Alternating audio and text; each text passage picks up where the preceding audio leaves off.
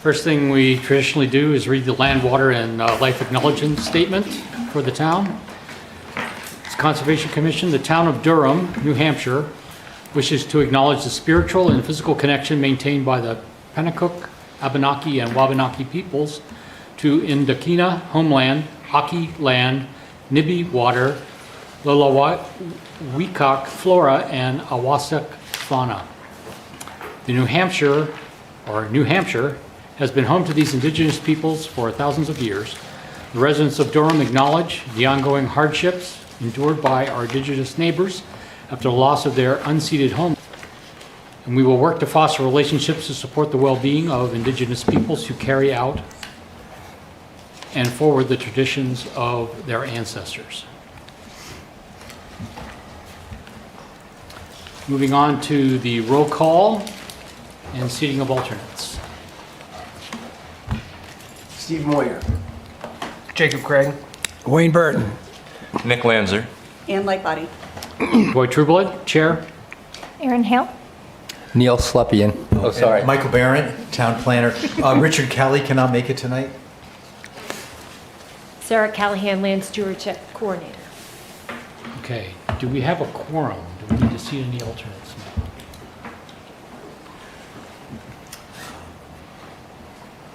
Well, we definitely have quorum. Yep. So John and Richard Yeah. are those are the regular members here. So we can see two alternates. Okay. Anyone have a burning desire as an alternate this evening? The new father ought to be one of them. Oh, well, there you go. Congratulations. Thank you. Would you like to be the second alternate? Sure, why not? Okay, there we go. Oh, wait, I'm sorry. Richard Kelly is the planning board rep, so we cannot substitute for him. Ah, I will okay, defer to the new father. okay.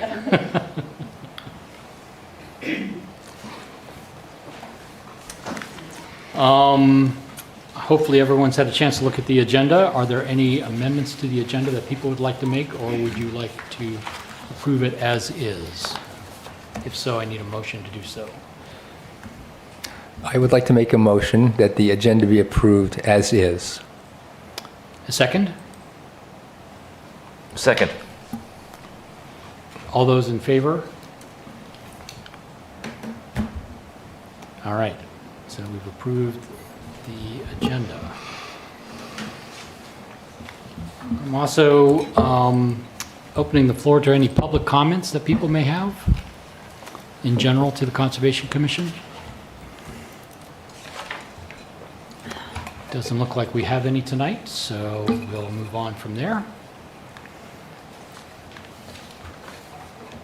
So now we move on to what I think is a great pleasure, which is to recognize the work that Jake Kritzner has done in... Kreitzer. Never could pronounce your name, Jake. Who chaired the Conservation Commission for at least the year and a half that I was on it before I took over as chair. And how long did you serve on the commission, Jake? 60 or 6? Definitely not 60. 6 years. So, Guessing. well, we really appreciate all of the work that you did for the town of Durham and the Conservation Commission, and leading us as a group through all the different review processes and things that the commission engages in. So, does anyone else have anything they would like to say about Jake before I give him this fine plaque that we have gotten? Go ahead. Oh, I'll just make an impromptu comment, Jake, that during the time that I first joined the board and up until the time that you decided to leave, I found your leadership to be very thorough, organized, and I thought that you were very even-handed in the way that you handled public comments and weighed that against what the goals of the commission were. And I thought you did a great job of letting people speak without letting people run the show. So very nice job, very, very well done. And go ahead. Oh, and I was also just going to add, that I really appreciate Jake's leadership as well, both in your professional expertise and what you brought to our discussions, but also your sense of humor. We always had, I think, just an enjoyable time as a Conservation Commission, so thank you. I second that. Yes. They have commented me, Jake, that I'm not as funny as you are, so. So the plaque that we're giving to Jake says, "The Durham Conservation Commission expresses its deep gratitude to Jake Kritzer." Kreitzer, I'm sorry. Maybe one of these days I'll get it right. For his outstanding leadership and for his eminently wry sense of humor as member and chair of the commission. And I see here it actually does say you started serving on the commission in 2017 through 2024. So that's 7 years by my counting. So anyway, so why don't you come up here for our photo?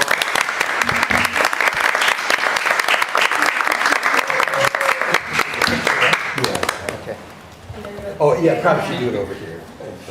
That's the designated. Okay. My first class, so.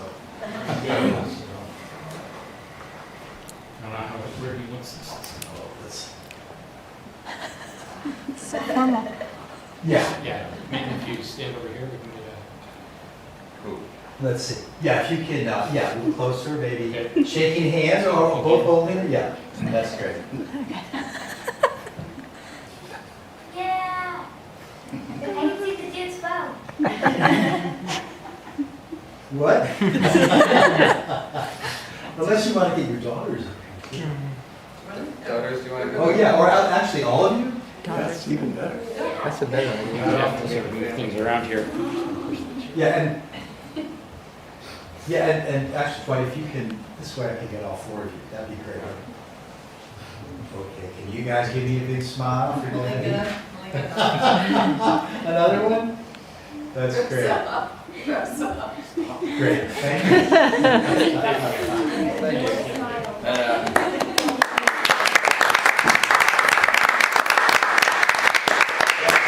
Thank you for putting us so early on the agenda so we can get to see us before it closes. Thanks, Bye. Jake. Enjoy the rest of your summer. Will. The 2 days of it. Yeah, 2 days, right? Okay, and we're right on time. Okay, I'm going to turn it over to Sarah, who has our land stewardship update. She did send around a proposal to do trail accessibility assessment proposal, which I think she's going to talk about today. And I think she would like feedback and maybe even an up or down vote as to whether the Conservation Commission wants to move forward with this. Yeah, so I did send an email with proposed language for a vote, but a couple of months ago, Todd received an email about having better access down to the waterfront at Wagon Hill Farm for somebody who was wheelchair bound. And that got forwarded on to me and shared with the Land Stewardship Subcommittee. So we had a couple conversations during the Land Stewardship Subcommittee about what actions could the town take to kind of improve or support more accessibility on some of our trail systems. So, I did, through those discussions with Land Stewardship and Todd, we came to the agreement that hiring a consultant to do a trails analysis on some of the trails made the most sense. There were some other options that we decided would not be a good fit at this time. So a little background about Enoch Glidden. He actually works for Trails Finders out of the state of Maine. He also has he is wheelchair bound. He was born with spina bifida and is an amazing outdoorsman. So if you have a chance, you should check out his website because he's done some pretty phenomenal things. I reached out to him about getting an estimate of cost for doing that trails analysis. So The end goal for this is twofold. One is that we could use this information to kind of decide what trails have the possibility of being upgraded to be more accessible. And then the second part is actually just to have a good description of how accessible a trail might be to a user. Because there are some trails that the town holds that probably could be used by some individuals if they knew the terrain a little bit more or had a better description about the terrain. So with that in mind, we got this in feedback from the committee about what trails they wanted to have this accessibility analysis done on. I got this proposal. So does anybody have any questions about the proposal in and of itself? Do you want to know what he'll be measuring? I mean, specifically, what they look for in these sorts of things? Yeah, Wayne. I was on the group in 1989 that advocated for purchasing Wagon Hill Farm because we wanted to preserve the feel of a farm in its state we bought it, which included a main trail down to the woods that was 2 ruts where the hay wagon used to go. So when you walk down there, you got the feel of what it must have been like to be a farmer on that land. And over the years, we've tried to keep it, I'm going to use the word humanize what was a wild site. And now it doesn't feel anything like the farm we bought, really, because it's got groomed trails and so forth. I'm a huge supporter of ADA. I redesigned a whole building around that. And I think there should be access to the waterfront. And I think it should come down the main trail. I've had people in wheelchairs go down there. There used to be a gentleman that used to walk his dog in a wheelchair, and he'd go down to the waterfront, turn around, and come back.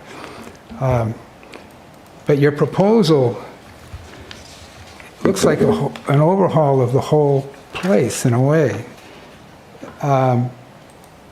Is there any criteria that you could put in here that would help preserve the farm-like nature of the site as we purchased it? Because that was the whole point, that farmland was disappearing, farms were disappearing. There was a school addition on the same ballot as the Wagon Hill Farm site. When we needed a 2/3 vote to get the funding, we won by 16 votes to get the site. And I just hope that balancing the absolute need for accessibility, which I have for before, because I am the, it is my site. I'm the, what am I? I'm the Trail steward. yeah. And that's my only comment. Keep in mind here that in the scope of work, the methodology and the goals, there should be one to preserve in the way, any way we can, the feel of a farm on the site, and but yet still accommodate absolutely people in wheelchairs. And I think it should start by grading the parking lot better. Perhaps one of the major obstacles is actually getting over the bump if you go in by the barrel, because the hard part is if you want to go to where the site, the road comes out, you're in an illegal parking area. So someone with a handicap would have to park in the parking lot and then somehow navigate either through a very tight spot by the barrel with the trash bags, or somehow get left off over by where the tree used to be, where the picnic table is, Right. and then get down to the site.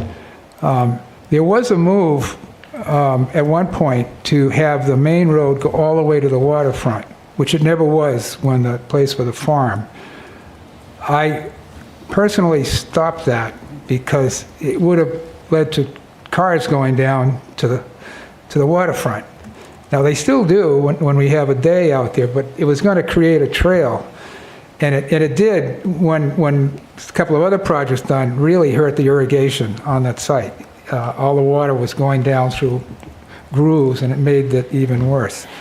So I just hope we can find a way to preserve the naturalness of that site with the absolute need to accommodate people with mobility issues. Yeah.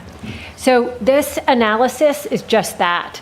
It's analyzing the trails that are there and their current condition and state. And then from that being able, it's in no way making any changes to the current trail systems at any of these properties.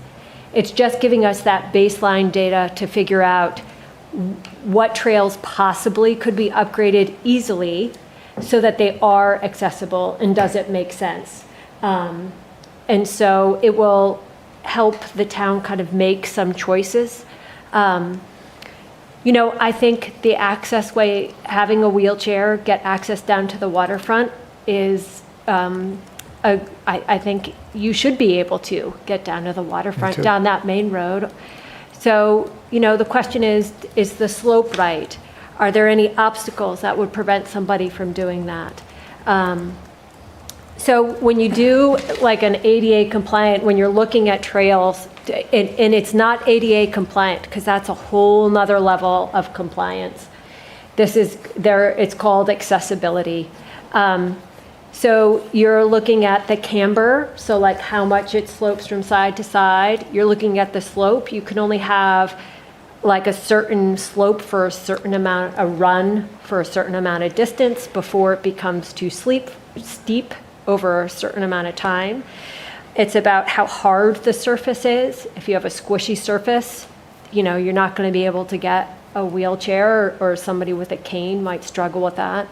And they look at any obstacles that might be along the trail. So if you have roots or rocks that stick up, and it depends on like what level of accessibility you're looking at.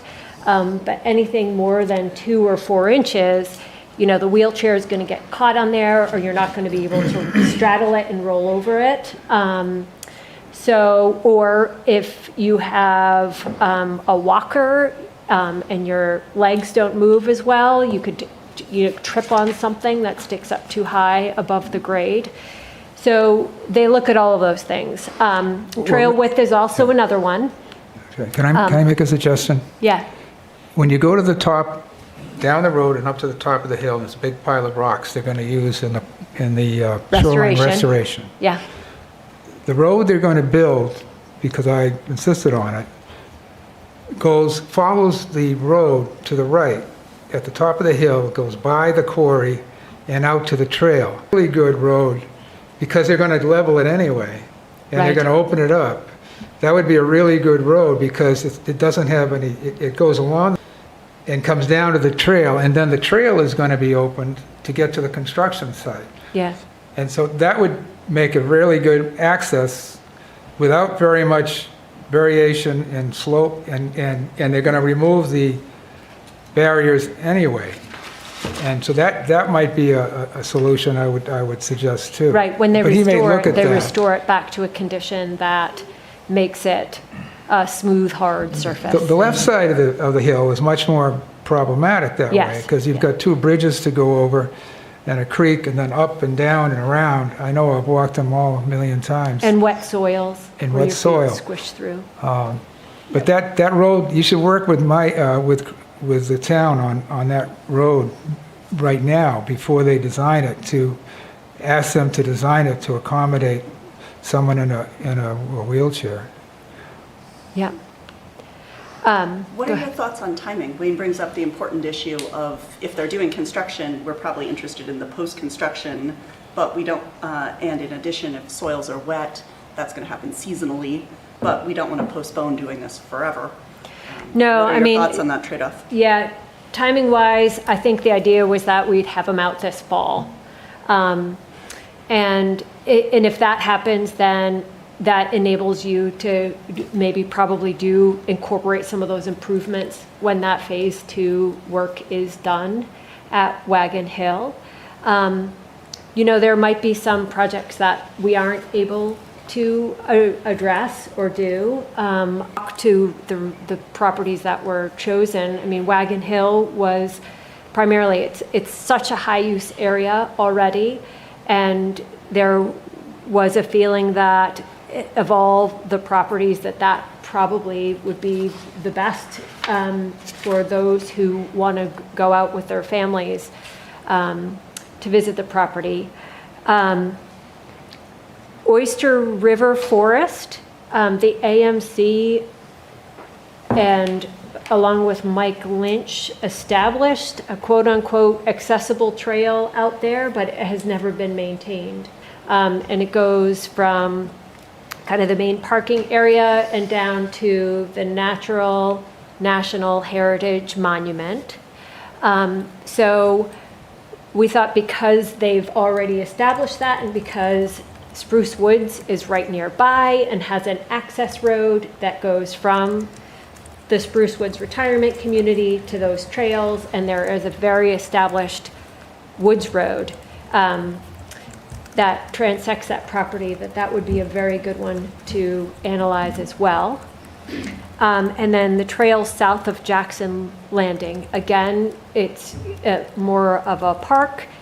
There's already handicap parking, and the trail, it's probably less than a quarter mile, that goes from Old Piscataqua Road down to the scenic waterfront.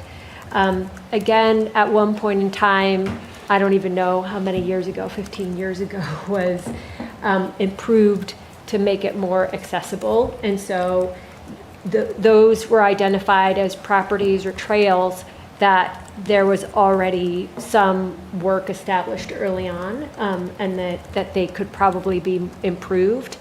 And then the last one we threw in there was Thompson Forest. It's a great little, just over half mile, it's like, 1.3 miles loop. And it's relatively flat and mowed and has a hard surface. And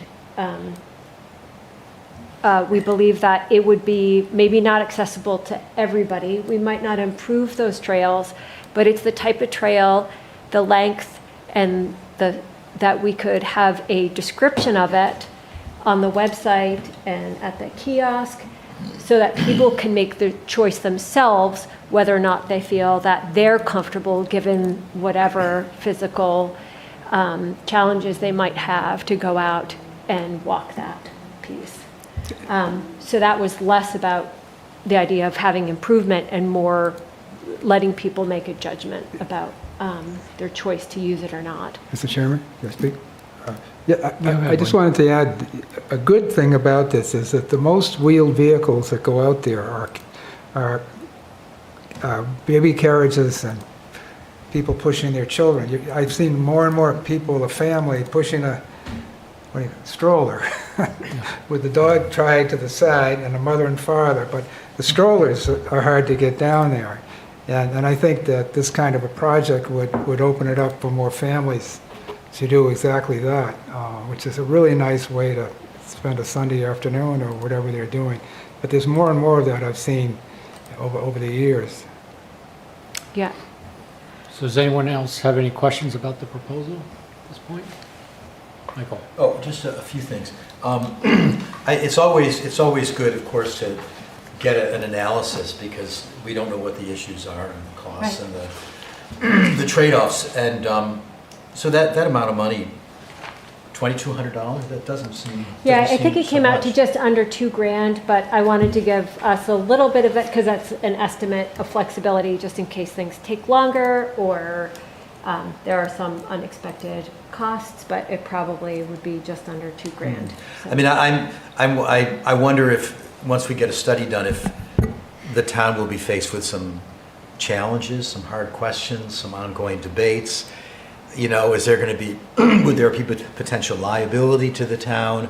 We have to make decisions of significant costs for modifying trails that would be expensive or might affect the character or might be more usable for people, make it more accessible but less attractive for other people.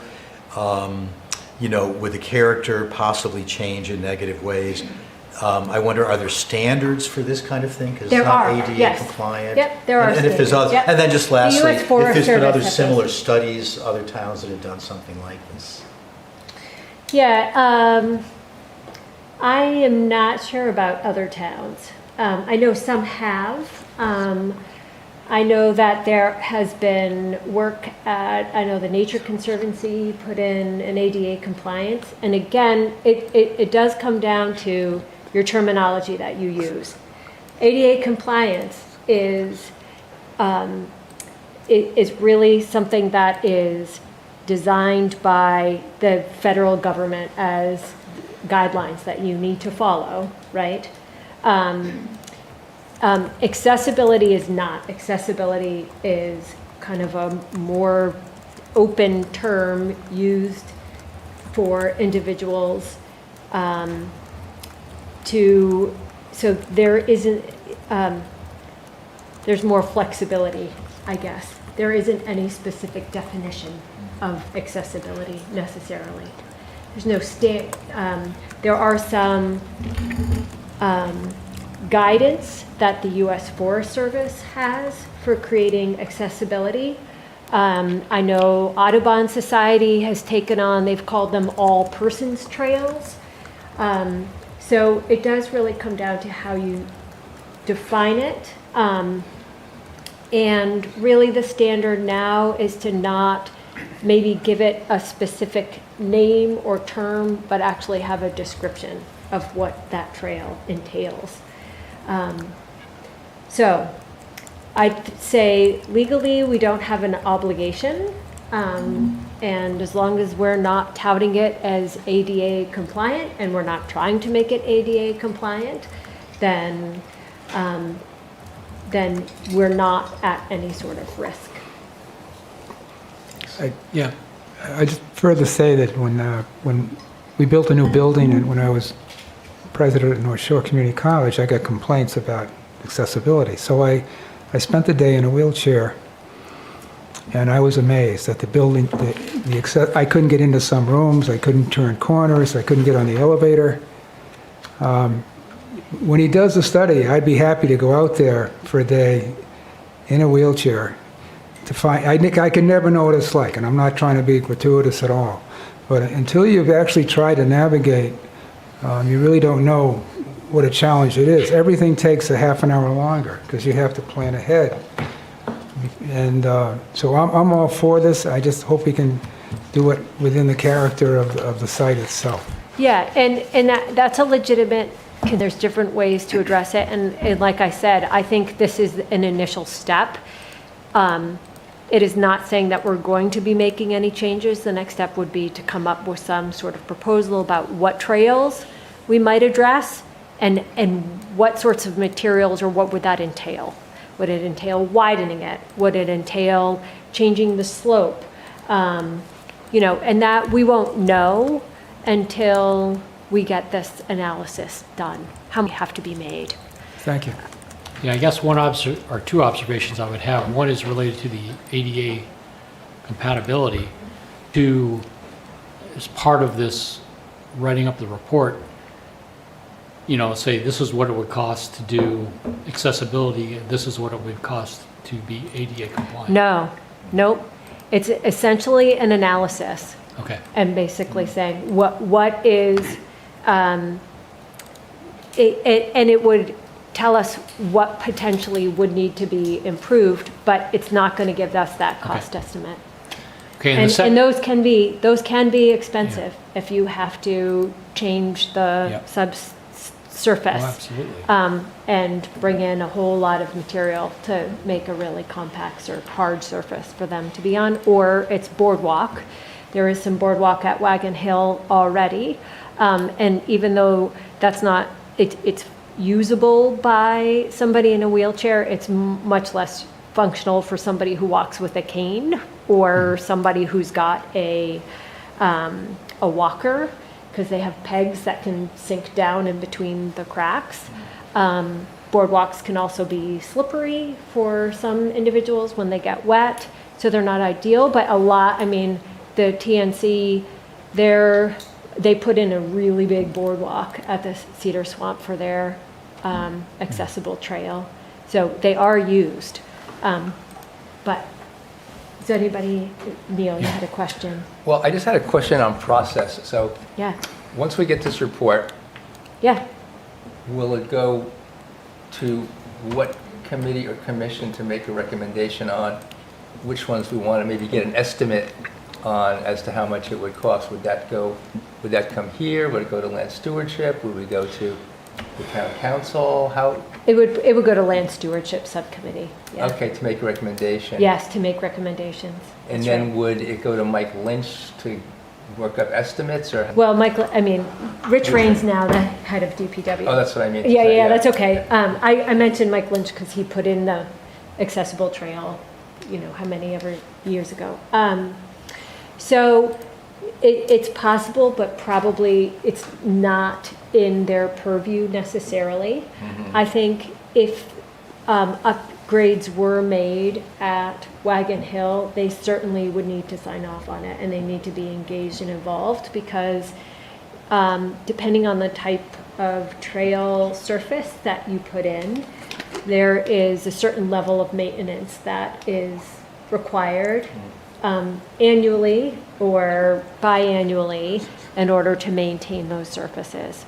And that would likely fall under DPW. The construction of it or the maintenance? No, the maintenance side of So it. construction of it would be hiring outside That's right.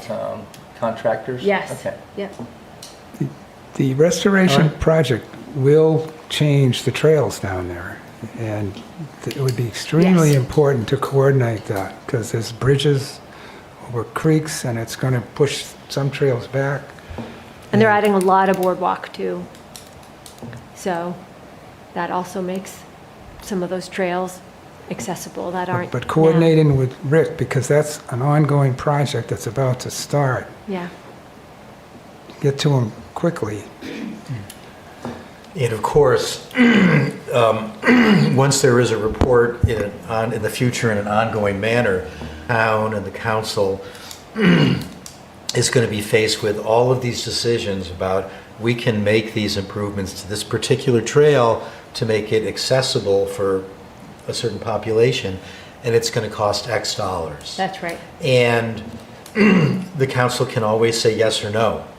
And they're going to be faced with ongoing questions that they'll have to deliberate, obviously. But yeah, I mean, there's not going to be obvious answers. The council, I'm sure, is going to make decisions. We would love to make this accessible. We'd love to make it more accessible. But in this case, given this cost, we are deciding it's not worth it. So we're going to have all those decisions in the future, and I'm just stating the obvious Well, here. it also depends on where the funding comes from for the initial, right? If the funding comes from the Conservation Commission or from a grant, if it's in the annual budget, yes, you're right. That, and it's not that they shouldn't be knowledgeable and know about it. I mean, I think that's why we I'm have sorry, members I wasn't saying the council, of the but council. the town. Oh, yeah. Oh, yeah. And I think, so the Land Stewardship Subcommittee, you have Rich Rain, Rachel, and Todd, and I all sit on that subcommittee with the understanding that you have your staff there and represented when we discuss these types of topics and issues. Any other discussion? I think we do need to move on here. We sort of exceeded our time here a little bit. I'm cognizant that we've got another conversation to go here. Can I make a motion to approve the requested amount? Sure. And the requested amount is $2,000? $2,200. I think I had a recommended language for the vote, which included the conservation fund that it would come Yes. from, which should be in there, So as do well as, we- I think the estimate was just under $2,000, so I suggested up to $2,200, the just bottom in of the case there's email. additional costs that are unexpected. I move to spend up to $2,200 from the Conservation Commission Fund to the Enoch Glidden from Go Beyond the Fence for the completion of this trails accessibility analysis. I second that motion. All those in favor? All those opposed? It carries. Great, thank you. I know we have other things to do. I'm going to just pass these out really quick. Jim Lawson did an amazing, first draft of these, and then I met with him several times, and we edited and updated, and so working with Jim, but I will, we created a handout about Durham's conservation areas and parks. And I did kind of an initial run for the farm day to hand out to attendees. And thank you for everybody who was there. Dwight was there, Jacob was there. Yep, Dwight and Jacob were both there helping Yeah. out and volunteering Marty for and that day. Gail, Carrie. Yeah, from Stewardship. land stewardship. But I wanted to pass these around so everybody could take a look. I did find one typo in Stolworthy, so I will change that and then get them reprinted. So I did want to pass that along. I wanted to put another plug out for our walk that the stewardship engagement and education working group, I call it sewing. That's my new term. Okay. It's Sunday, September 15th at 10 a.m. And we will be focused on mushrooms and beavers, and we're walking at Long Marsh Preserve. It's part of our Discover Durham's trails. You can sign up at Durham Park if you're interested in attending. And then the other thing that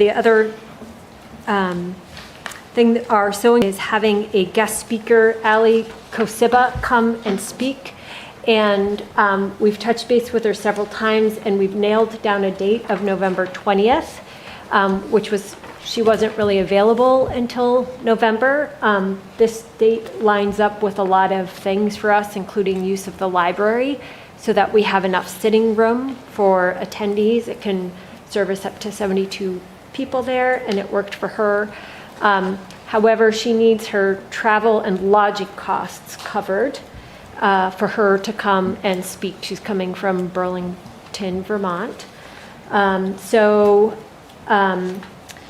I think the gross calculation was about $560. So I am hoping that the Conservation Commission will support, I would say, up to $600, again, an up to amount, just in case there's some unexpected costs to pay for her to come and do. Our current itinerary is a site walk at Doe Farm of the Conservation Commission and Land Stewardship Subcommittee, and then providing her dinner at Tideline, and then a talk indoors about impacts of climate change to northern forests and climate and managing northern forests for climate resiliency. I hate to be a skunk at the picnic. Father Lawless Fields was a war between the town and the neighbors in Woodridge. It was not donated to the town. We had an appropriation from the town, and we were short some money. In a double town meeting, Father Lawless donated the last $6,000 from the Catholic Church so we could buy the piece from Walter Cheney, who did discount it, but it was not donated. That's just sorry to bring this stuff up, but it's always been everything gets controversial in this town. But that's not true that it was donated, anyway. Okay. This is a matter, don't change anything, Yes. real history is always more interesting than, Do we need to make a motion to approve the amount? Yes, the Okay. amount, yeah, Okay. up to $600. And correct me, Michael, we have some money set aside in the budget for I this think, sort of right, thing. so this would not be the conservation fund, this would be the general No. budget? That's Yeah. right. I believe we do. I haven't looked at it lately. Yeah. Do we know if we do? This would be for I believe you do. 2025? No, that would Oh, be this year. This year, And but we discussed it actually at our last meeting and determined that it would come from the Conservation Commission, or Aaron asked which fund it would be most appropriate from. Do we check to make sure we have that? In the I budget believe we this year? did, yeah. Oh, okay. I mean, I think there I was think that money in sounds the right. budget and it hasn't been spent, and Oh, so, that sounds right. Yeah. Yeah.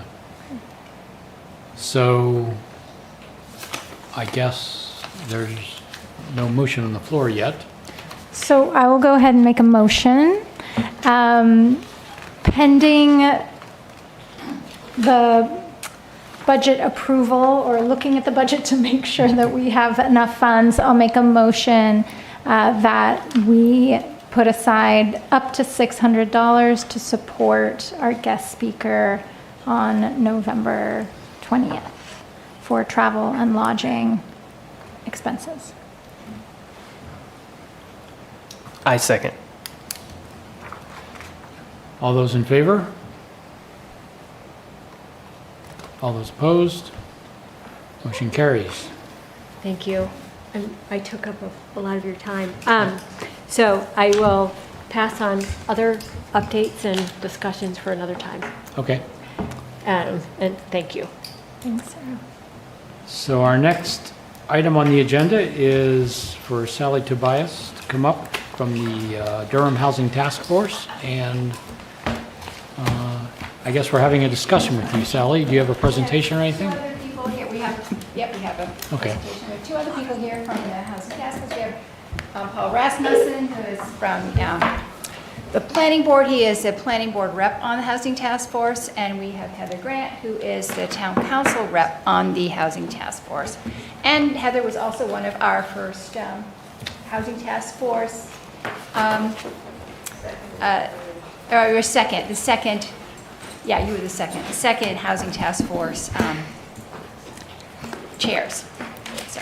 And you all got my email, I assume, late last week about this presentation? Okay.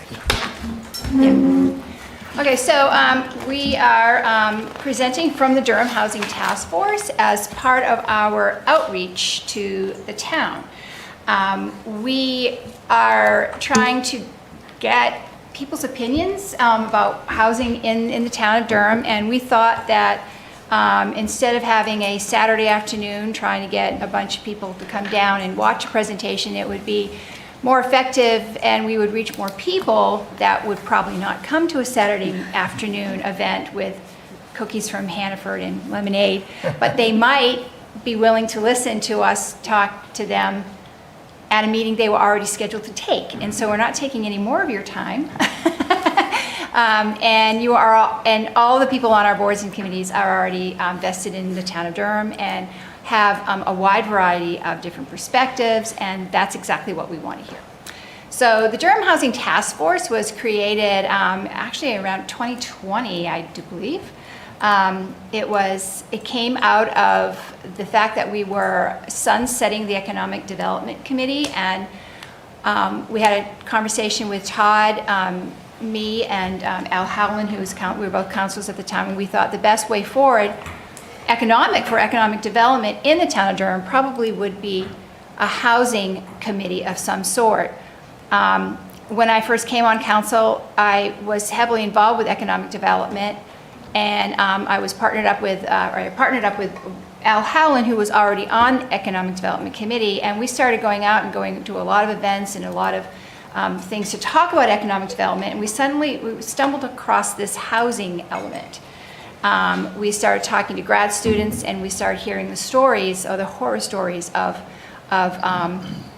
their inability to find housing in Durham, and then we started to talk to other communities, and their focus was already turning toward housing in their communities, and this was before COVID. And then COVID hit, and we all are aware of what happened. So we are here, that's why we're here. Right now, there is an amendment that is in front of the planning board, and many of you may have seen it in the Friday updates. That is about a specific aspect to promoting some housing in Durham. However, the Housing Task Force is looking at all options that we can make a suggestion to the town for before we, sometime in the next year, we hope to look at this. And so there's a lot of different options other than just what we have in front of the planning board at this time. So that's the task force. And what is workforce housing? Well, workforce housing is housing that's designed to provide a broad range of living options that meet the needs of families and individuals that represent New Hampshire's diverse workplace. Workforce housing projects often include a variety of dwelling types suitable for households with different needs and different income levels.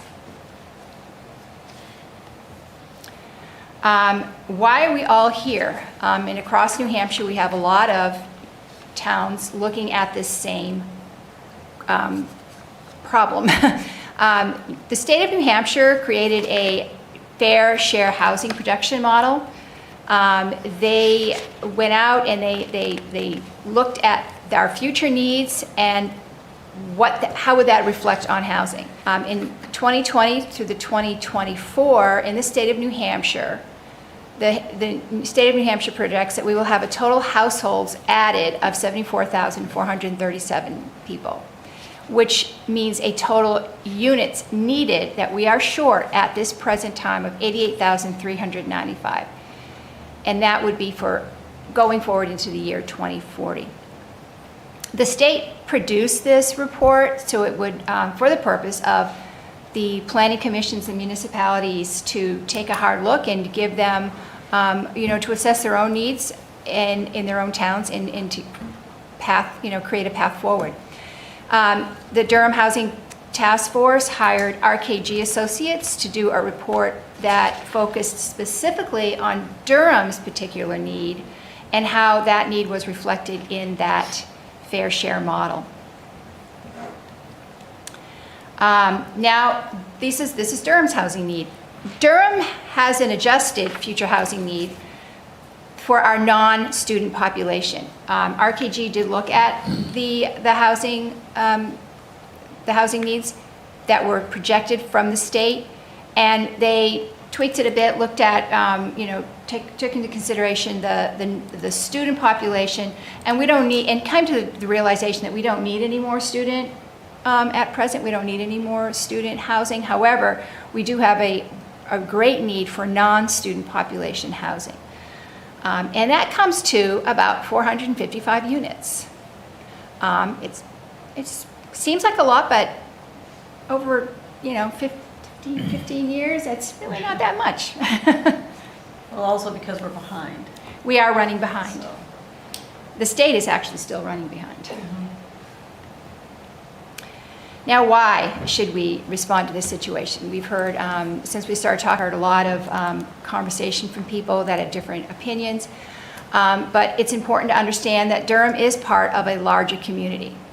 Durham residents rely on workers who live in a wide geographical area and often have long commutes. If you go to Home Depot, you're probably going to be helped by somebody that works in Somersworth or Rochester or Milton Mills, maybe. You don't know. Epping, it's all over the place. And we all go to Home Depot, admit it. Durham is not affordable to many, and it offers few housing opportunities for those that want to live here. We all know that missing middle type of apartment housing exists in Durham. If you're looking for an apartment, if you're moving to the area and you're looking for an apartment, you don't look in Durham unless you're a college student. We just don't have them. They just don't exist.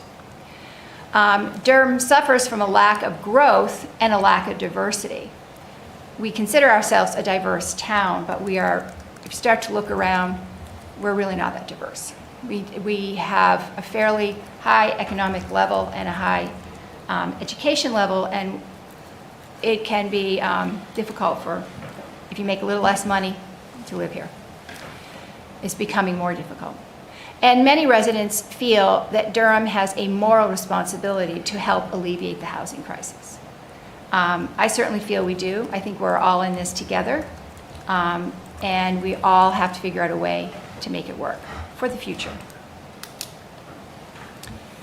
Durham's master plan supports the creation of affordable housing. In our 2015 master plan, our vision for 2025, which is just around the corner, and so I think we're probably failing at it, is Durham provides affordable communities in safe, healthy, and dynamic neighborhoods for working families, the elderly, professionals of all ages, retirees, and students. And I would argue that we are falling a little bit short of that. Even for our retirees, we don't really have that many options that are outside of over 55 facilities or assisted living facilities. And some of those, or one of them in particular, actually a couple of them, are very expensive to live in. These are our economic trends that were we got out of the RKG report, and it just shows the increases and decreases by age. This is taken from census report from 2021. And from 2011 to 2021, we had an increase in 18 to 24-year-olds of 1,671 people, and which is about a 19.7% increase. I think all of us are well aware that that's because of the building of the new student-focused apartments downtown that brought a lot more students into town than we had previously had. 25 to 34-year-olds increased by 50 people, or 9.4. That's where it gets really interesting. The ages between 35 and 44 decreased by 39, or 4.9%. 45 to 54 decreased by 649, or 47%. And 55 to 64 decreased by 208, or 23.6%. And statewide, actually, those numbers are down as well. The reality is your age is between 35 and rearing ages. So there is some concern there, or a question as to what's going on. And our 65 and up increased by 295, or 31%, and this was taken before many of the Riverwoods people moved in, so it's probably up a little bit higher than that. Did you have to use that icon? I'm sorry about the icon. Same thing, but I'm trying to find. I resent it. That's why we need those Well, accessible Yeah, trails. those of us consider, under yeah. 65. That is what you use. It's a bushwhacking tool. It's for our active seniors that are. When you, yeah, PowerPoint has icons, and unfortunately, when you put in the icon 65 and older, this was it. I think we need to put the hiker one in. I'll put in something else. I'll put You're in not the the first one weightlifter or something. to bring that up. It's like putting the 25 to 34 smoking dope. No, that's probably it the is an 65 and insult. over as well, so, you know, Well, that's not gonna work. Your 65-year-olds are all your old hippies. Sorry. My brother was a hippie officially, long hair and everything, and I'll tell you, he's in his 70s, so we know how old you all are. Now, this is a picture of our zoning map, and many people of you are probably aware of this and know zoning. Conservation Commission deals a little bit with some zoning. We have it up here just to remind people that depending upon where you live and where a piece of property is in your zone will reflect what you can and cannot do there. It's also important to understand that even including the amendment that is presently in front of the planning board, where most of it will be looking at what you already can do and how should we tweak it. No one wants, right now, everybody has a right to do some things or not. So now let's look at possibilities. Whoops. There we go.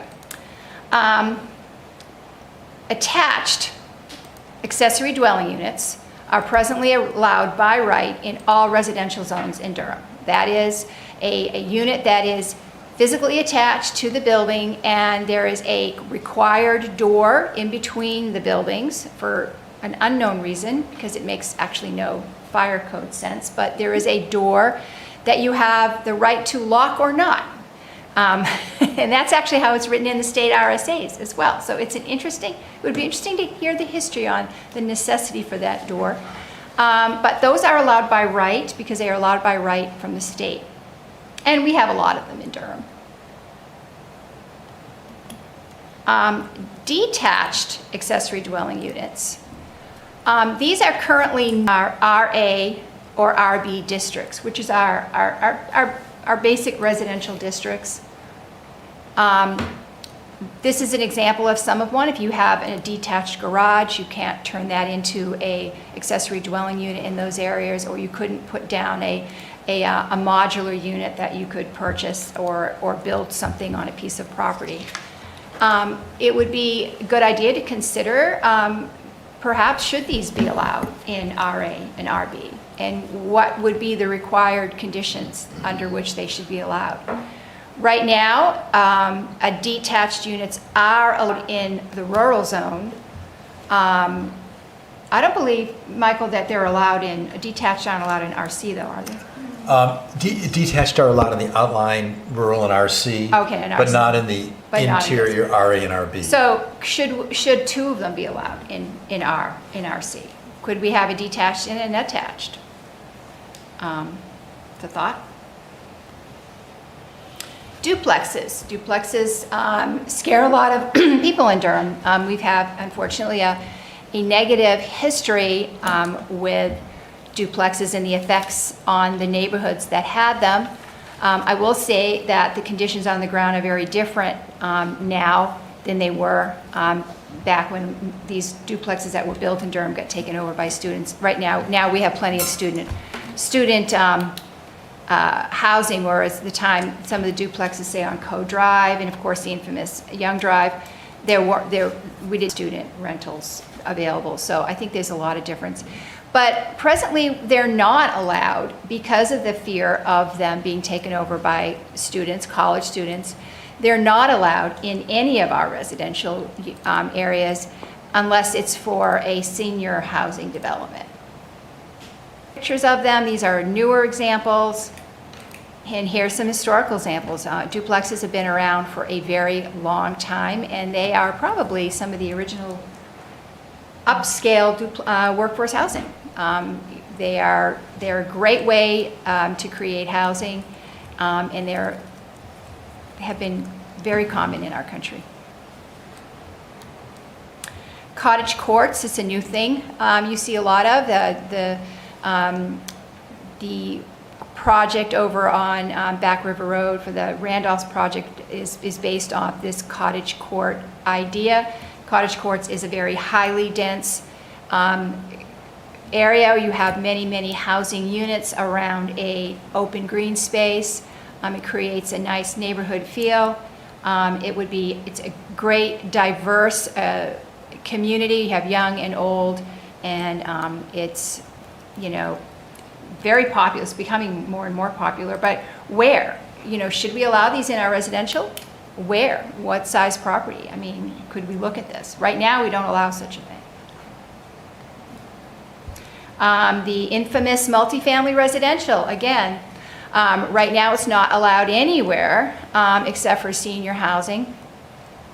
And it is pretty common all over the place. Many of us have lived in these multifamily residential, many of us that have had apartments before. They've often been something like this. You see the one on the left-hand side is a new version, and the one on the right-hand side is an older version. That's probably at least a fourplex, that big blue building, if not more. Again, that was pretty common. That's your old-time workforce housing. It's probably time for us to look at reassessing why we don't want multifamily housing in town. Again, I think it comes back to, we all know, I think it comes back to a fear that it would become overrun by college students. But there are things in place that we can write into our zoning that would keep it from being turned into a housing unit for just students. Here's some more pictures of multifamily. All right. Now, conservation subdivision. Right now, it is the only residential subdivision that we can allow in our community. The number of units is figured by taking the usable land and the minimum per dwelling unit for the district that subdivision is in. And these are the numbers. For RA, it's 20,000. For RB, it's 40,000. Now, this is per dwelling unit, 40,000 square feet per dwelling unit. 40,000 is about an acre. So in RC, it's 150,000. In rural, it's 150,000. In OR, it's 4,200, which is highly dense. In Moodor, it's 40, and in Orley, it's 150,000. All right. Well, you can divert it. I mean, 40,000, about an acre is 150 about is about 40 3 grand. Yeah, acres. it's about 40,000. So that's it's about 3.5 acres in RC. What makes it a conservation area as opposed to just a subdivision? Well, because there's a certain amount of land that must be conserved in it. There is anyway, isn't there? Well, that's how we call it. Michael, why don't you answer that question Yeah. as why it's called conservation? A conventional subdivision, whether it's 2 lots or 100 lots, does not have any open space that's required. All of the land is cut up into roads, lots, infrastructure. You may have some requirement for X percentage of open So space, there's a 10 or requirement? 10% or what have you. Is there a But in requirement? a conservation subdivision, all of our subdivisions that are significant, more than 3 lots, have to be a conservation subdivision, meaning that a substantial amount of the overall parcel is permanently protected. And it's 30% in RA, 40%, and then it goes up to 50%. But it's actually usually more than that, because that's the percent of what's called the usable land, which is upland, work buildable land. So it's all of 50%, say in the rural zone. In a conservation subdivision, you separate what's called your usable area, which is everything buildable, upland, not wetland. 50% of that has to be set aside, plus all of your unusable land, which is wetland, steep slopes, shallow to ledge, shallow to high water table. So in a typical larger subdivision in the rural zone, it's going to be 60% open space, which is a lot. Who retains the ownership of the open space? It is generally owned by a homeowners association. But it's required to be Yeah, kept it in would not be, perpetuity. it would not be, every subdivision is going to be sold, so the developer is going to be out of it. So there'd be an So it's not HOA going to be, there'd be an HOA to pay for it? yeah, well, it would be the HOA that owns it and maintains it. I mean, theoretically, it could be deeded to a conservation group, but Audubon, et cetera, but they're not going to be interested. Do we have any of in these land in a in subdivision. town now? Pardon? Do we have any in town now? We do? Oh, we have a lot. I forget the number, 10 plus, and I think all of them, nearly all of them are owned by an HOA. But they're all probably higher priced than workforce, right? Yeah, they're not. Yeah, they're all market, they're Well, all when you're- market if they're built in the subdivisions. rural and they're looking at So how do you put these below 150. market? Well, that's just the point. Yeah, if the square footage, the minimal dwelling unit per minimal dwelling unit is 150,000 square feet or 3.5 acres, that is not an inexpensive home. That is a fairly, very expensive home. So if you're looking at, you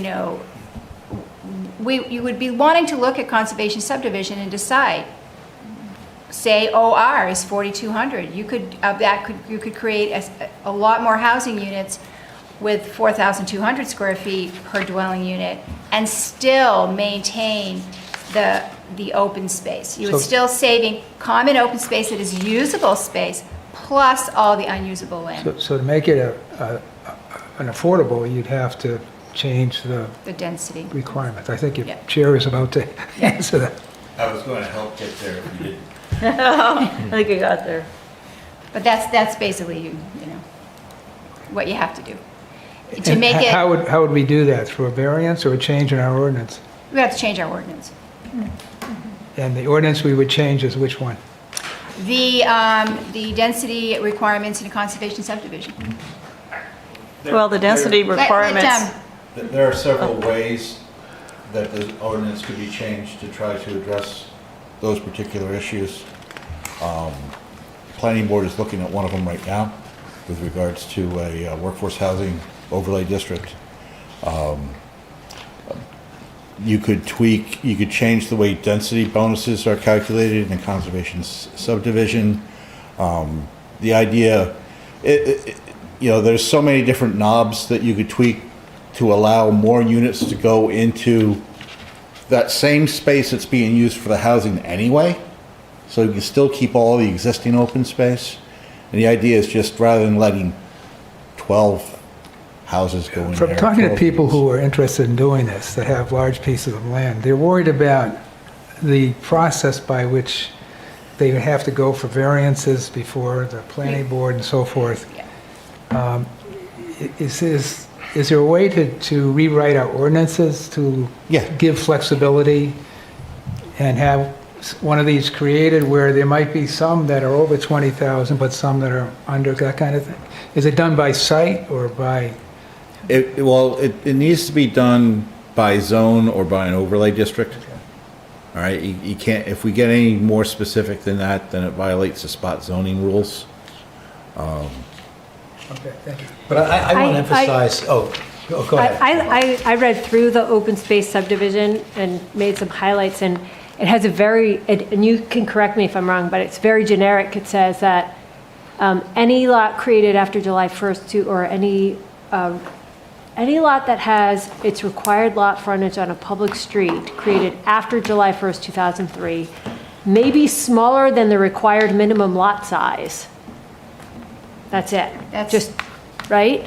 I'll let Yeah. Mike. And then, Well, but in no case shall it be smaller than 10,000 square feet if it has its own wastewater disposal system. The ordinance, in my view, is very good, except in a couple ways. But in terms of the density, keep in mind that there's a couple factors. There's the number of units you get, and there's the amount of open space that has to be protected. And those are two separate things. The conservation, most of the land, half of the open land zone residential is the rural zone. And that's the yellow, that's the lower half, the southerly half of town. That's the rural zone. That's where the land is, available land. There's also land in light blue, residence coastal, but that's more sensitive. It's along the Oyster River and Little Bay. So there's a lot of land in the rural zone that's not developed, although there's a lot of permanently protected open space. The good thing is that if any of that land is subdivided, at least 50% of the parcel is permanently protected. And depending on the nature of the parcel, it's usually closer to at least 60%. So that's the good thing. If there's any subdivision in the rural zone, say generally 60% of the total parcel is permanently protected. The second point is density. That the density, the way that, very quickly, just follow me, the minimum lot size in the rural zone is almost 3.5 acres, 150,000 square feet, almost 3.5 acres, which is very large. And when you do a conservation subdivision, what you do is you first say you've got 20 acres, you first subtract all of the unusable land, wetlands, steep slopes, shallow ledge, etc. You first subtract all that, say it's 10 or 20% of the parcel size. Then of the remaining usable land, you divide that by 3.5 acres. So the density is actually even less than 1 unit per 3.5 acres. Might be 1 unit per 4 or 5 acres, depending on the parcel. The good thing is 40% that you can build on, it's very flexible. Whether you get 5 units, 10 units, 20 units, very flexible, and that's great. The bad thing is that we're protecting 60% of the land. We've got 40% here that's very appropriate to be built on, and we're only allowing you to put a few units in there. So in my view, quite frankly, if we're protecting 60% and that's not changing, in this 40%, rather than having that very low density so that nobody's subdividing at all, we're not creating any housing now, rather than 5 or 10 units, depending on the parcel size, why not increase the density a lot? We would see some subdivision, we'd see more housing created, and it's all still going to be concentrated here. You'll just have a little higher density. But what does that matter? From a conservation point of view, we're still protecting 60% of the best land.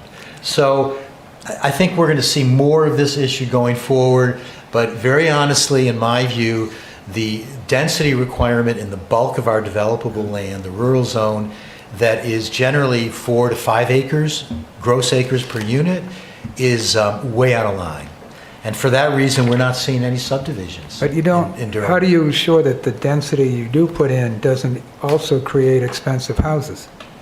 Well, you can't. Now, Portsmouth just advertised they're doing a project like this, and the units are going to cost $500,000 apiece. Well, if you only, That's if say you have a actually 20-acre That's actually parcel, pretty good, and somebody is going to do a subdivision, and you're going to have, Median is 3 units, those are probably going to be very expensive. If you can get 6, 8, or 10 units, they're going to be more affordable.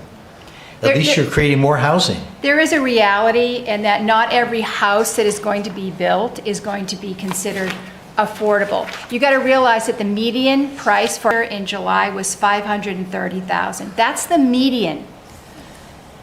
Okay, so if that's $500,000 plus for that's the median price. So, and again, if you're building homes, we are short homes of all types. We are short apartments, we are short homes. But if you are able to build smaller units and more of those units on a piece of land that is going to be developed anyways for 10 houses, why not build 100 smaller options and create now a viable community where you would be able to have the opportunity of creating some more affordable units, especially if you were given density bonuses for that, and you're still creating housing.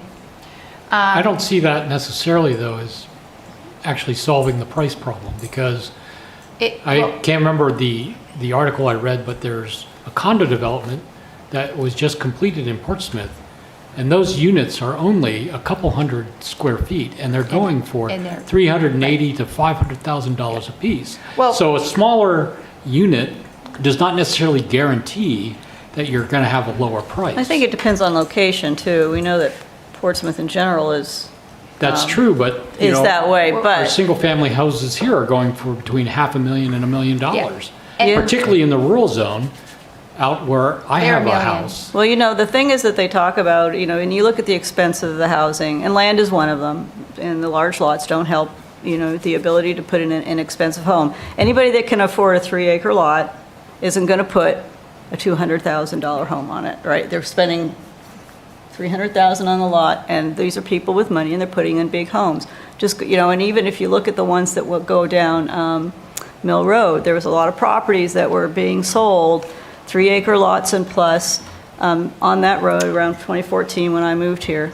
None of those houses now, they're $600,000, $800,000 homes. Yeah, I But if guess, you have land and you have a 1,800 square foot home or less, instead of a 2,000 to 3,000 square foot home, and all of those things start to add up in the cost of the construction and all those things. But the other problem that we're having in all of New Hampshire, of course, is the shortage, and housing shortages are also driving up the costs. So it was a struggle to find a home when I moved here in 2014, and it's only gotten worse. So what happens is people that can afford a $600,000 house and can't find one, they're popping in and they're stealing the $300,000, well, at my point, was a $300,000 house, which now is a $500,000 for a 1962 ranch. But so what you're seeing is there's that pressure is just constant because one of the shortage and the fact that anybody that can afford it, they're pulling away inventory that normally would have been like starter home inventory. yeah, so don't get me wrong. I'm just totally saying that's agree what, yeah. workforce housing in need in all of, the coastal area, the seacoast. I just want to make sure that, if you're going to go down this path, I sort of agree with Michael that high density is the way to go. That's also the most environmentally sound approach because you have less of a footprint for runoff and other things. And if it's done smartly, you'll end up with large buffer areas and things like that that will provide habitat corridors and everything else like that that you need. But I guess the other observation I would have is that we know that climate change is going to be an issue coming up, and that whatever workforce housing you put in, you should make sure that the developer puts in plug-in units so that people can charge their electric cars. And they've got to be probably the type 1 and type 2, I can't remember which one's the fast, but the fast charging one.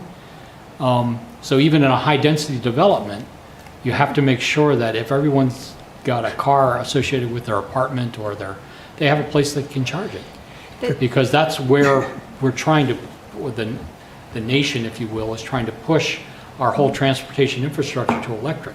Yeah. And that has to be thought about here, I think, as well. It does, and there's an extent to how much we can require at this point, but I think as we're going forward, it's going to become more of a basic.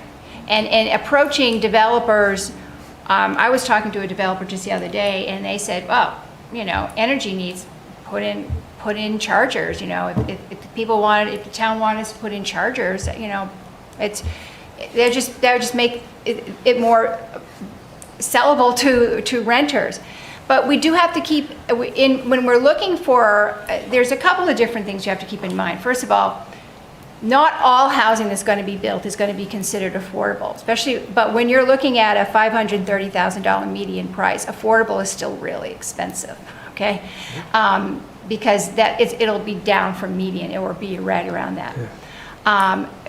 Rye built some units last year. I think they went online last year, and their workforce housing units were selling for $500,000.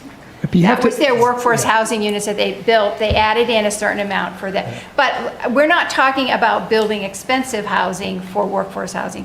We're talking about an example of how can we create more density, which would create more housing and give you more opportunity to create smaller units and more units, and therefore maybe help drive that cost Sally, down. can I say something now? Yeah. I sit on the Stratford Regional Planning Commission. At every meeting, Somersworth, Dover, Rochester, and Points North announce affordable housing projects. Our studies are at least a year old. But these projects, I'm wondering, has anyone updated the data? Because this is all based on an SRPC study that found that Durham owed 400 and so many units given the availability of affordable housing in the region. Well, my bet is that if you look at the data today, and look what Dover, Somersworth, Rochester, and those towns are doing, where the market price of a house, as you know, because you're in the real estate business, is lower than it is in Durham, right? It's lower than Durham. We should take a look at that and approach affordable housing from a regional basis. What responsibility does Durham have as opposed to other municipalities with much more resources, more land? And I'm just asking the question. I'd rather do this with an updated data, because if we're using old data, we may be overestimating Durham's obligation to contribute. This is done with the most recent data that we have that's available. They do update it, though. I mean, New Hampshire's been updating their, what they got versus what their target was as a state. Yeah. And I think, I'd have to get the report out, but like they were less than 50% of the goal for last year was built. I'm going to ask the SRPC to affirm that. Yeah. But we also know that every town had their target number. They broke it down by the needs of each community. And, so that each community had their goal. Now, if Dover sits there and says, "Oh yeah, we made our goal and we'll stop now," and we'll give our credit, the credit over to Durham, I don't think that's where we're seeing it. People are going to be paying more for their car than they are for their house. If they, Well, Some of this- I think that we can all agree that density, if you're going to develop land, then the density should probably be looked at. And that's the purpose of this slide. Well, is Todd's if we approach- talk about yeah. conservation subdivision, we should probably look at maybe, taking consideration, and we're here asking you. That's what we're here for, is to Do you ask consider you. Todd's approach, which is putting a third story on downtown Durham and Well, building condos let me there? why don't we get to that, okay? Single-family home density, again, in the rural zone, the maximum lot or minimum lot size is 3.5 acres for one home in the rural area. Residence B is just under an acre, and Residence A is about 1/2 acre. So those numbers, how do you all feel about that? Could they be smaller? Could we have a single-family homes in the rural district on smaller lots? And not that we would require it, but you would be able to build, on say a 2-acre lot or a 1-acre lot in the rural zone. An acre's a lot of land. Would that lower the price of the house? It depends on the house. If it's your piece of property, which if you buy the property, you can build whatever house you can. We can't tell you what kind of house you can build. When it comes to certain things like an overlay district or zoning for various areas for multifamily, we can guide that a little bit But more. that strategy relies on someone else's choice, right? They have to purchase for a single family home, you purchase your land and you build your house. And But you the have market and you- value of that house is not necessarily affordable for somebody else, is it? Or is Right. it? I think the other thing, You're though, is- building your own house and you're going to live in it. And everything is affordable to what you. I think someone. if you have a piece of property now, say you have 10 acres, right now, if you wanted to subdivide it and you wanted to have single-family homes on it, and you were in residence Are. A, well, like Or A. even A, a half an acre is expensive. If you could sell them in quarter-acre lots, you could probably have a smaller community. You look at, faculty, there's a lot of really cute properties in faculty, and they actually don't conform to the Residence A half-acre requirement. And So it's- Yeah. we know that less land allows for cheaper, I think, that's- a more achievable price. More achievable, but let me just go on. Well, Great. can I just mention? Yeah. But keep in mind, people in rural zones are on wells and septic systems. Yep. So there are minimum footprints in order to allow for that to Right. happen as well. So Right. I think the really, really small lots are not really going to be Well, feasible unless There's- you're bringing town sewer and town water out to those. Not Well, I think the other thing is that the technology around shared septic systems and wells has improved a lot in the last few years. So some of the requirements for the larger lots, because of having the septic system, can be compressed just based on, new technology and the Well, certainly the processes. current regulations or rules, whatever you want to call them, sort of assume a certain footprint for the septic system for a single-family home of 4 and, Exactly. Yep. and the same with the wells. Yep. Well, you can, and as Heather says, the technology's improved a lot for group leach fields. And people get creative too. You can have, quarter-acre lots, in the 40% of the land. And you can allow for, if you want individual leach fields, you can have those, and those can go out into the common space so that you have enough soil to cover it. So there's numerous creative ways these days that people are building in rural areas with some density. you just have to kind of start thinking out of the box and in possibilities. But we're also not suggesting that the rural zone be turned into a bunch of multifamily homes. That's not necessarily what we're just saying, should we look at our density, and especially when it comes to our conservation subdivision. Greater density and infill. Obviously, we're asking the question, should density be increased? And where? Again, that comes to where should it be in the rural zone, or should we be looking at more B or RC? Where would it be appropriate, and what would be the appropriate density? The picture on the lower left-hand side shows some older homes, and it's not unusual to see, just walking the faculty neighborhood, it's not unusual to see houses right next to each other. We don't, it creates that neighborhood. I think everybody likes that. The pictures on the right-hand side are actually some new homes that have been a piece of property. I'll let Heather describe this one since she... Yeah, so the one on the upper right, there was a single-family home, which is the white house, on a lot that was an aging house, and on the corner, that was a large enough lot to infill. So when we talk about, infill, some people say, oh my gosh, I don't want, houses close to me or this or that. But when we start to talk about wasting natural land that is already on our outskirts and we don't want to see a lot of building, infill is another, obviously, opportunity. And it's also an opportunity to put homes in that are on smaller lots. So this particular house on the upper right ended up, they had large lots back then, right? It's like a 1920s home.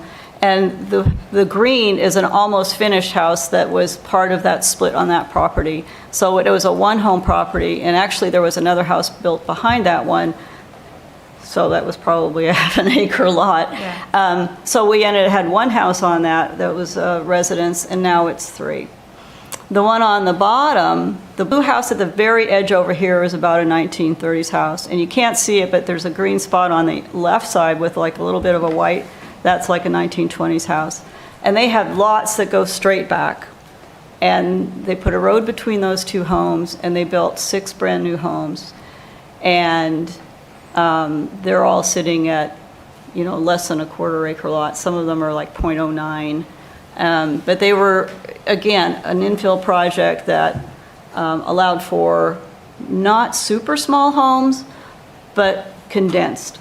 And that's an infill project that's in Dover, kind of right at the Somersworth border, actually both of those. So it's interesting, there's a lot of older homes that are coming on the market with a lot of wasted acreage that they're doing splits on. And if you have a house where, say, the backyard was along a road, they're subdividing that lot and they're putting, say, 3 houses in the same lot that used to have 1. Now, driving around here, is that something that we see? Maybe not, but I have seen a few lots around, even in my neighborhood, where you could say, you could put 2 there.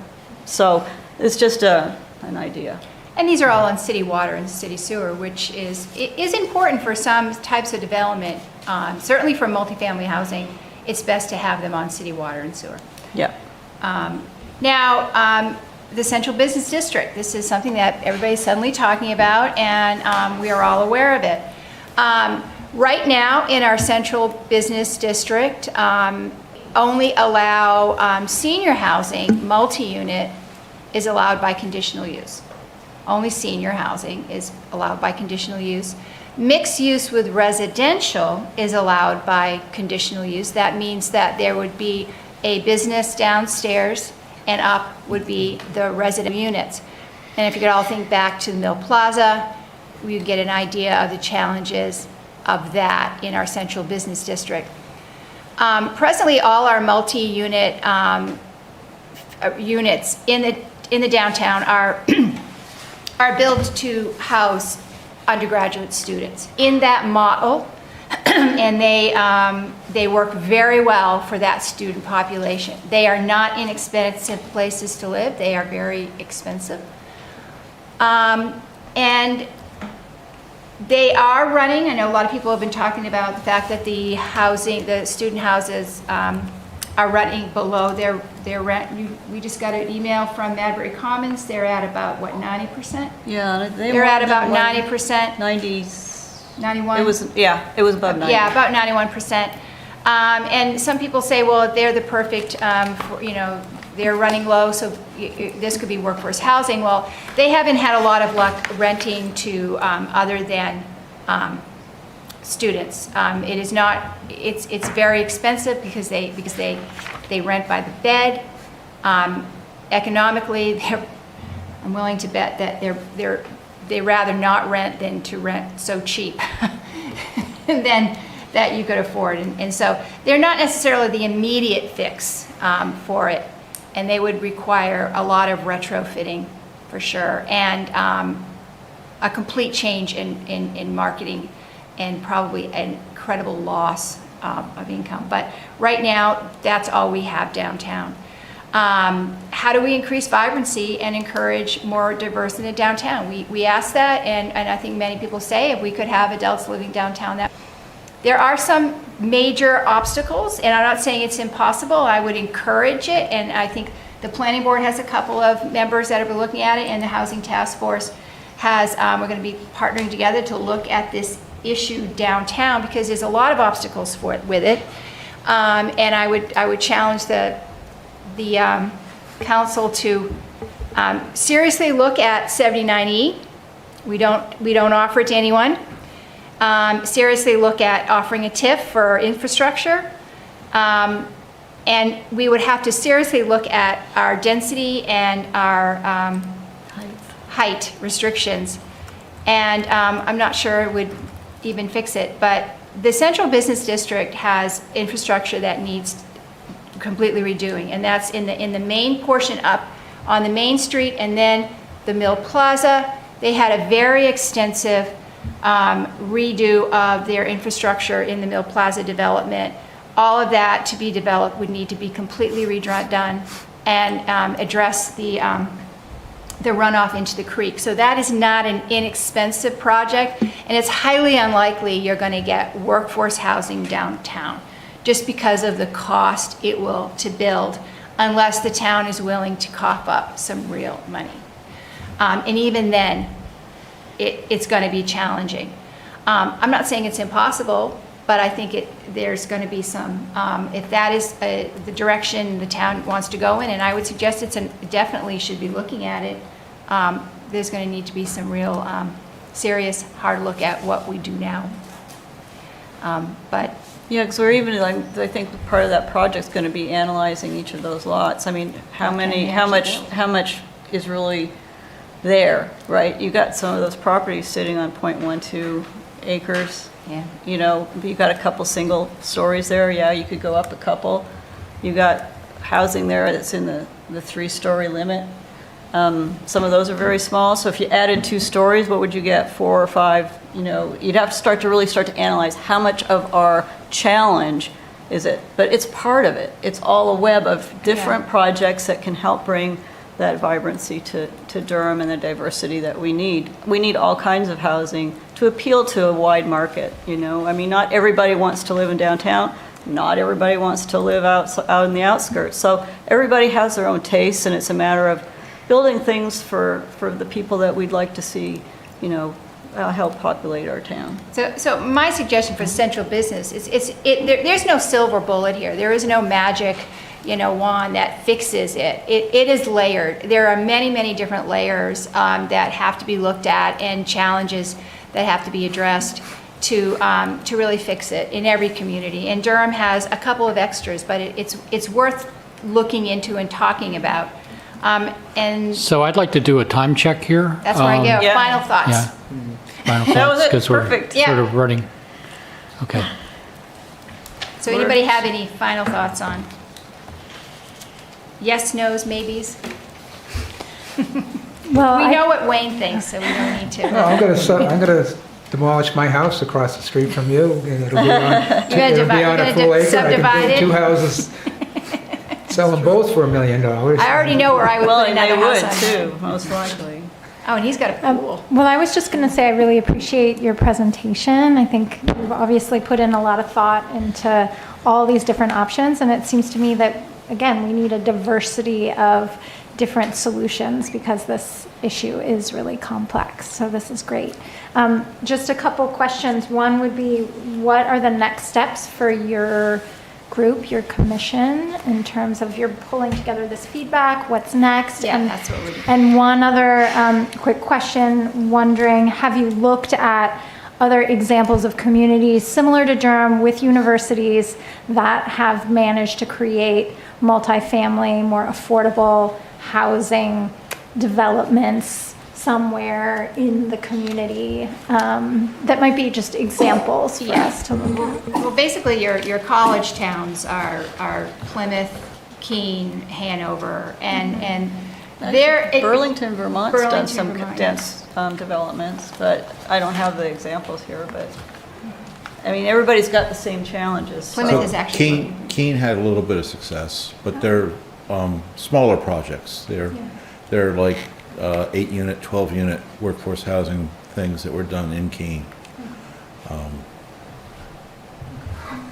Just even the ADU, making that a detached would open up a lot of opportunity for people and create a really good quality type of housing that I would think work the well. political problem we have is quite clear. We have to be able to convince the town that whatever we do is actually going to result in more affordable housing.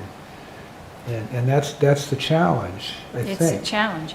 But if I could In the finish state, answering. we also have to account for changes. There's 6 bills pending in the legislature right now that would take away choices we have in this town. Remember, we're not a local controlled state. We can only do what the state authorizes, right, Michael? So if they change the rules, we may be, We may be we have a looking at strategy. Yeah, the three unrelated would, but let me just finish answering your question. What we're doing is we are reaching out, we are keeping record of everything, and we are looking at, and the same things we're finding that the same suggestions and opinions and thoughts are coming up in a lot of the meetings.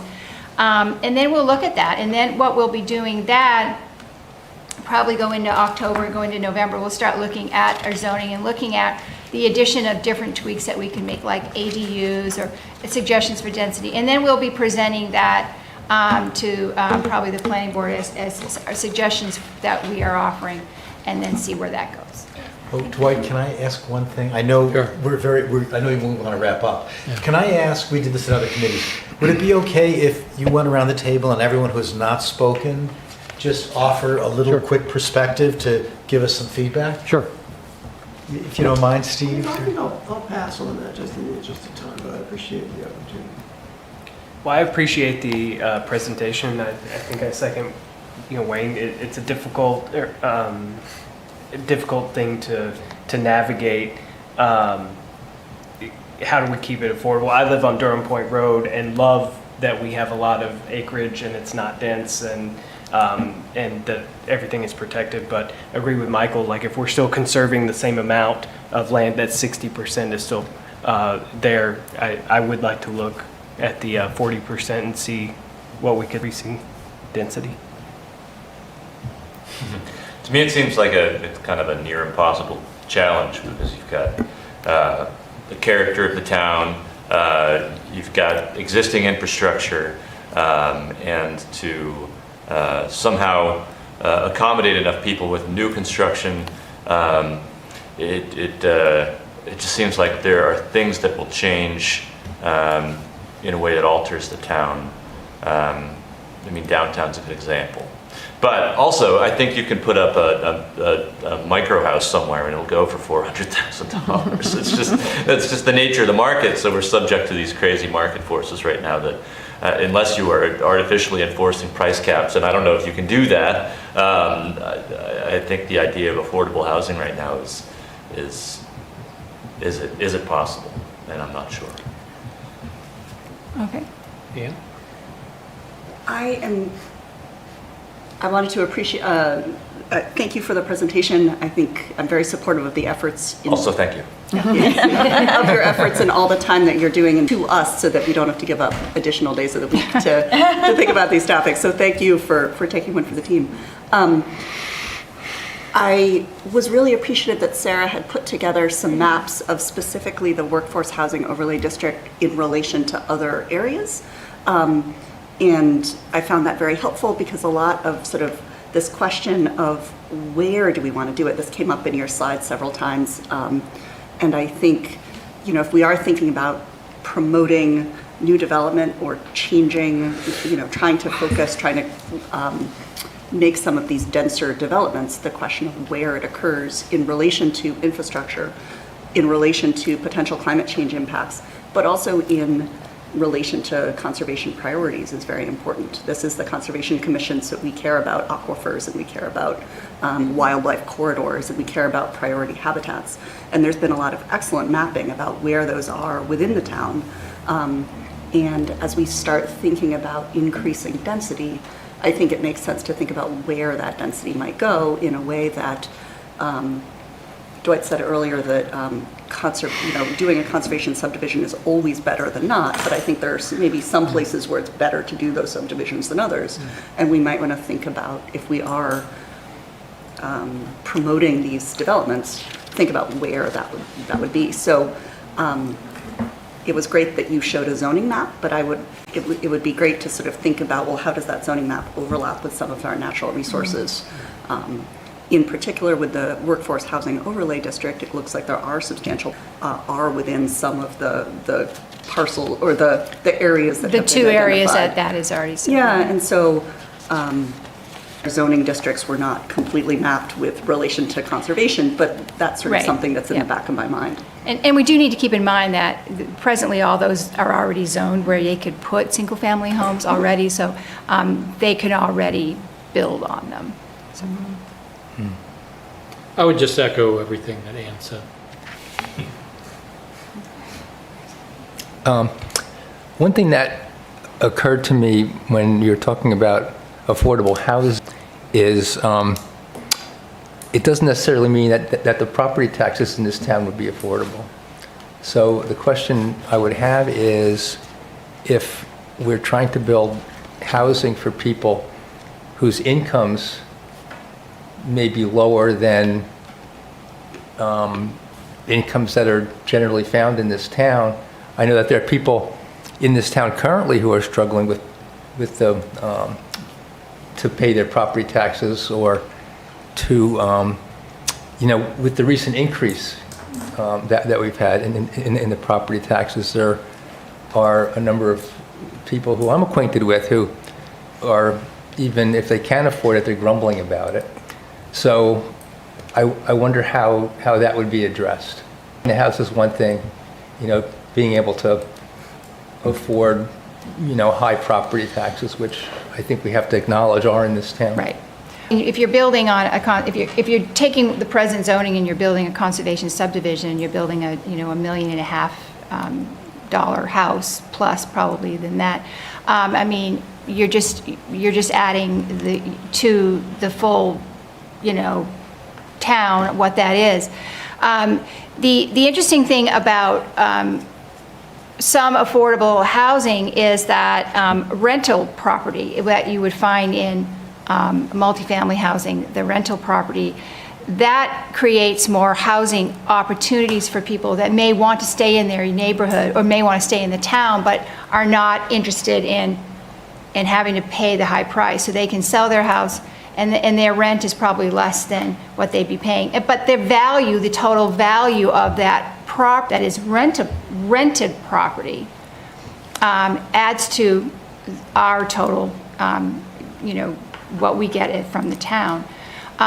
When somebody builds their house, they're going to build a house they want and that they can afford, and they're going to pay the taxes on it that we assess. It's not going to really change yours in any way. It's just going to, add to it. But if you have development where there's a large piece of property that is developed, that's going to add to a higher amount. But they're rented properties. I see. And so and rental properties are the multi.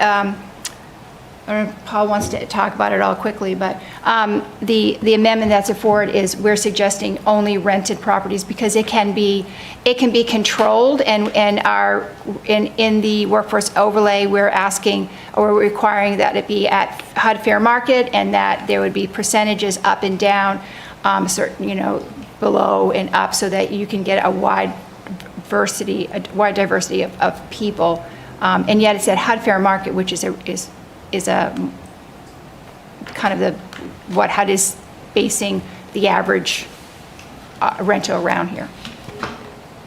You're standing. Oh. Right. Okay, thank you very much. Yeah. I appreciate it.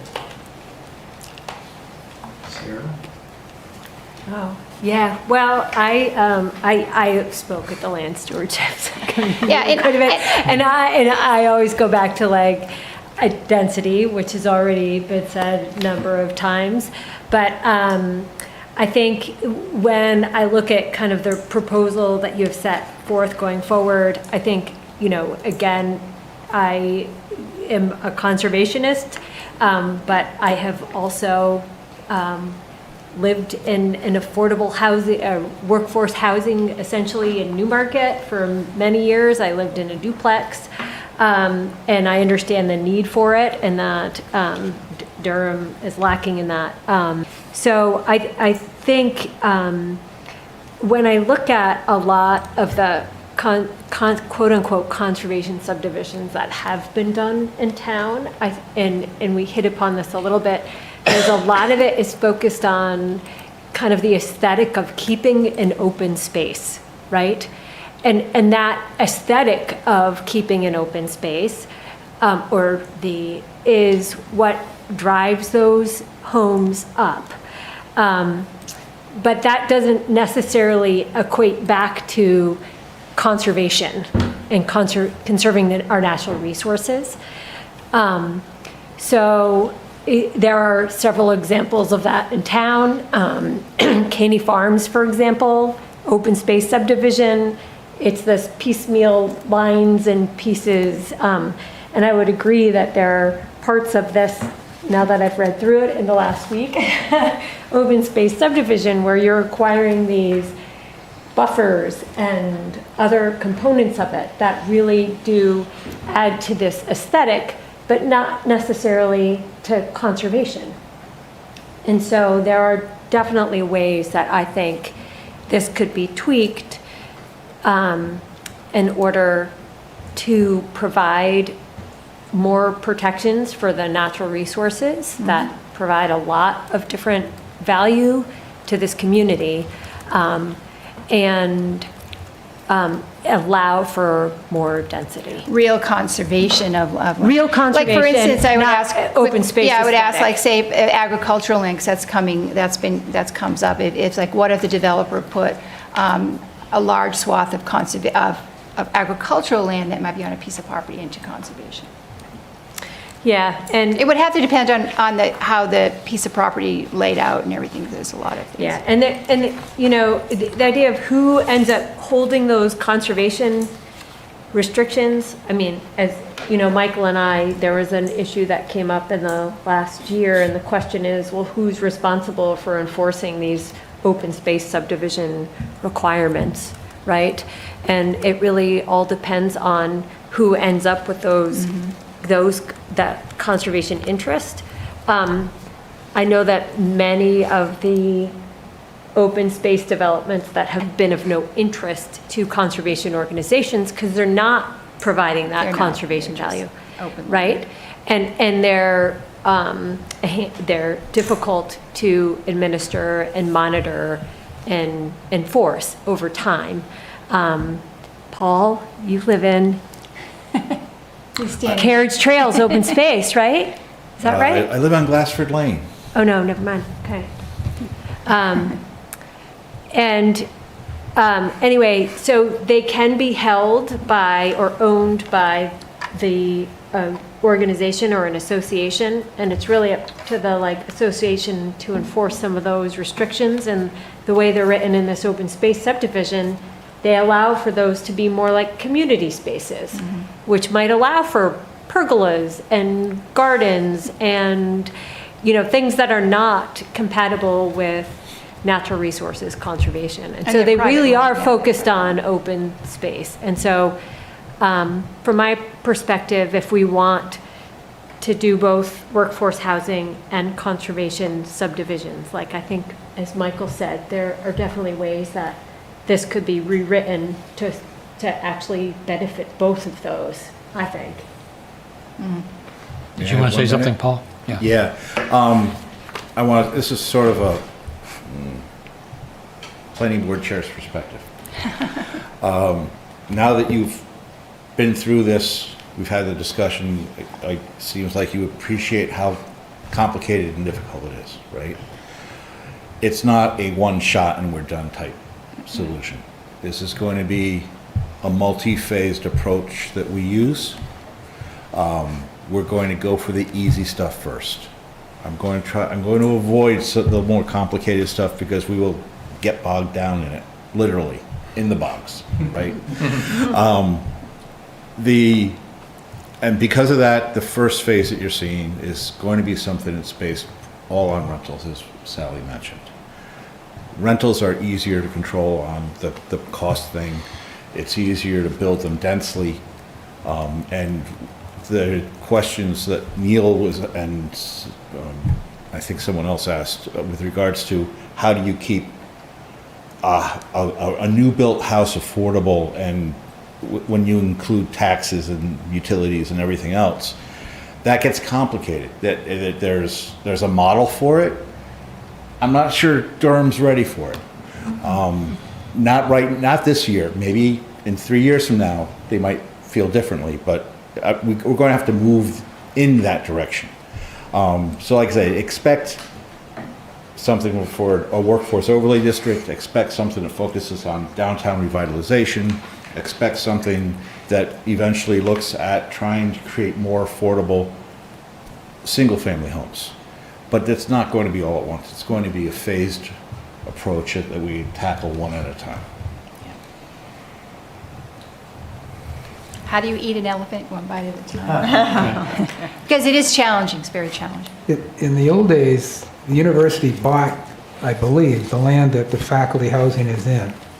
And when they hired a new faculty member, they sold the lot to them way below market value so they could afford to build a house there. That's why it got called the faculty housing area, because that's where they lived. When we built Woodridge, and I was in on that, we were very concerned about density there, and a lot of the leach fields did explode later on. We could offer a tax credit of some kind. If the town wanted to put some money on the table, that's been done in some towns. I do get back to 40B in Massachusetts, though, where the town has to have 10% of their housing affordable, or else a super permit without the town's approval. That's why Massachusetts, that's how they deal with this issue. But I'm still, Paul, I applaud your courage. Keep bringing ideas and. Well, Michael, that link that M sent us, maybe the whole council should review it and see if that's something that they're interested in. Well, because maybe it has a model. 20 pages. Model ordinance. Well, now that you can skim through it and get an idea for what's going on. Now that under the court decisions, you're going to have to drop your commissions down to 2%. That's going to save some money and make some houses affordable, right? That actually doesn't help buyers at all, but it is fair. Can you talk a little bit about what the zoning, why you chose the locations that you did in the? Oh, for the amendment? For the amendment? Well, I'll let you describe that, because that actually didn't come out. That was not an idea that came from the Housing Task Force. That was an idea that came to the Housing Task Force because of a property owner that approached Michael about wanting to better develop his land, knowing that, because he did a study, he could develop it under the cost and only get like 10 houses, and he wanted to do something more with workforce housing. So I'll go from there. So the overlay district is focused on trying to do areas that are on city water and sewer. So that's one of the reasons where you don't see it spread out. It's sort of along 108, along Main Street, going up that way. Those lots that are in the overlay district already basically have all the underground plumbing already running to them. And that's the big factor. They also happen to be areas that UNH runs buses on, which means that when you think about UNH staff, and they are a number one employer, right? And you think about all of their staff that currently comes in from Portsmouth and Dover and drives down from Rochester and all. I mean, yeah, we put our workforce housing in Rochester, but I thought we were supposed to be reducing trips. So it doesn't make sense from that perspective so those things working together sort of created that overlay district.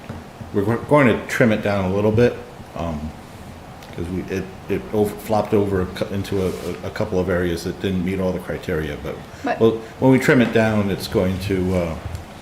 Those are the reasons why it's there. And it is important to consider that that particular amendment came out of a property owner's desire to do more on his property that was very limited. So that came out of a property owner who could develop his land right now and get $10 million, multi-million-dollar homes, or could partner with somebody that is adept at building workforce housing and build workforce housing units that would benefit the entire community and the region. And that's why that piece of property was also identified in the RKG as being developable because of its access to public water and sewer. And access to infrastructure is vital.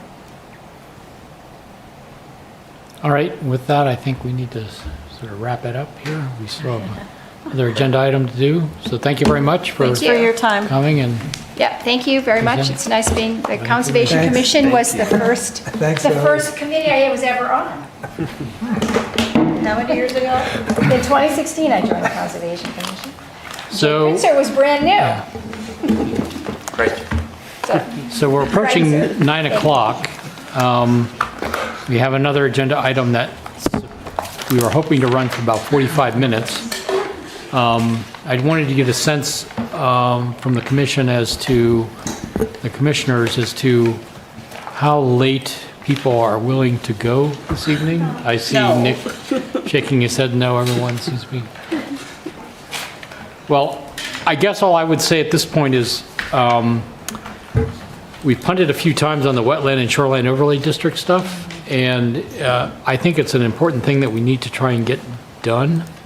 I'm actually not going to be here at the end of September. I'm going to be out hiking in California, so Sweet.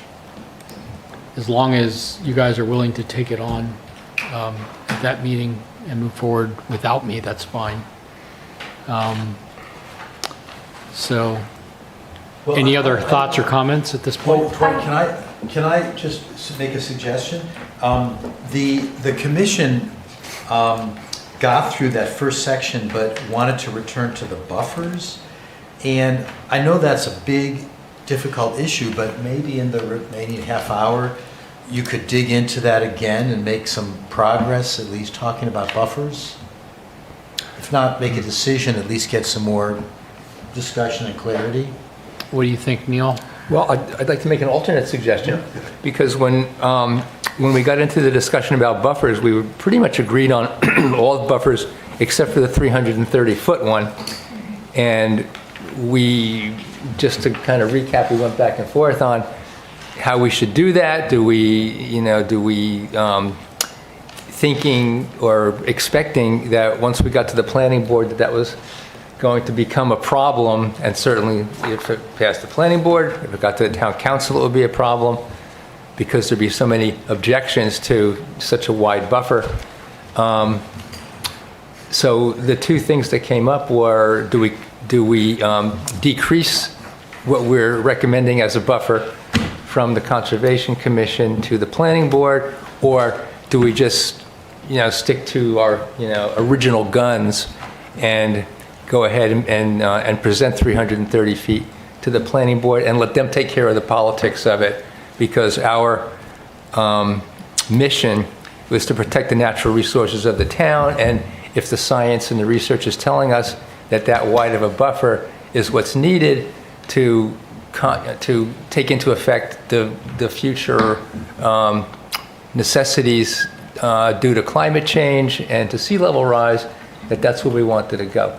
So that was kind of where we ended up on that, and we thought, well, that discussion is going to take forever, so let's put that on hold, move through the rest of the proposal, and then come back to that 330-foot. Could I ask a question? Yeah.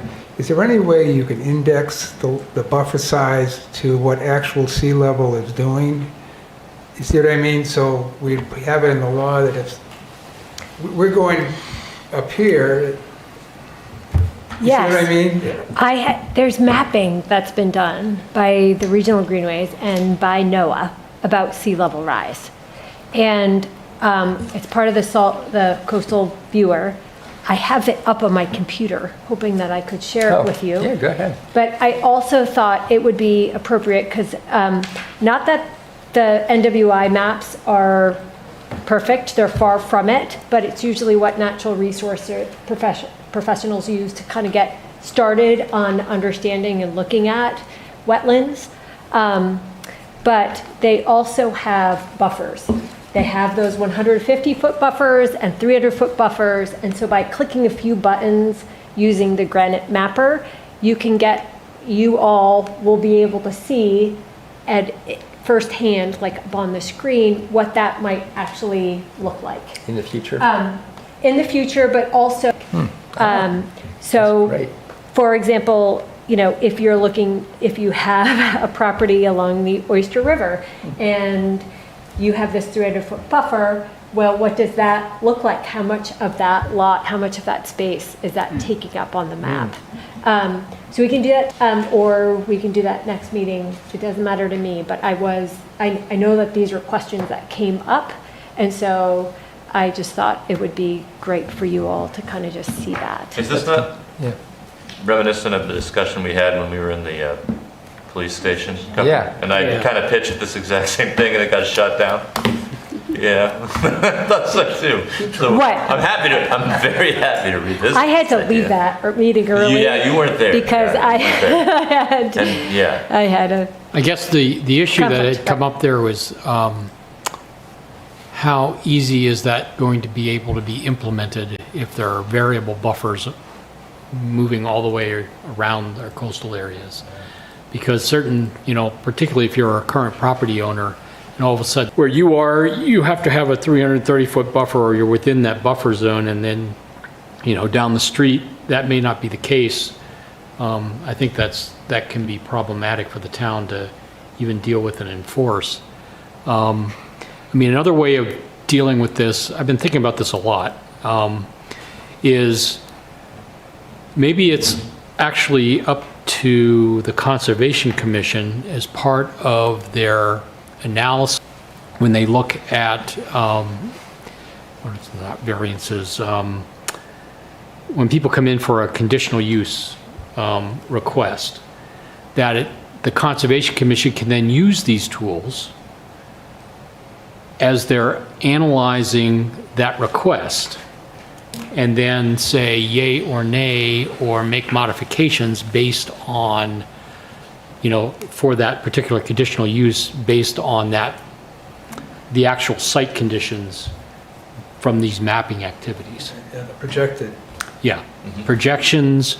We also now have very extensive maps of where the wetlands are, what their acreage are. We sort of have an idea of the quality of those to some degree. Just something to think about. I don't think we can decide on this today, but that would be a way of coming up with a more consistent, where possible, this is what the buffer size should be. And then, the other thing that crossed my mind was, Ann had asked that, do we have an idea of what the buffer sizes are in some of the surrounding towns? Exeter, it's around, I think it's 250 to 300 feet pretty much across the board.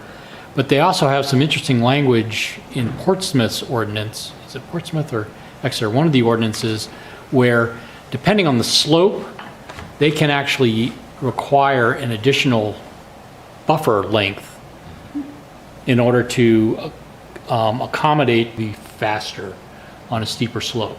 So that's actually written into the ordinance as a stipulation that if it's over 15 percentages, they have a vehicle to do that. So those are the other things that are out there. Yeah. Were there any who had done the inverse, where if it's a very shallow slope, so Not therefore that the I've sea is more likely to transgress? Not that I've seen, but there's no reason why we couldn't do that. Yeah. And I know that, was it Peter sent an email that was,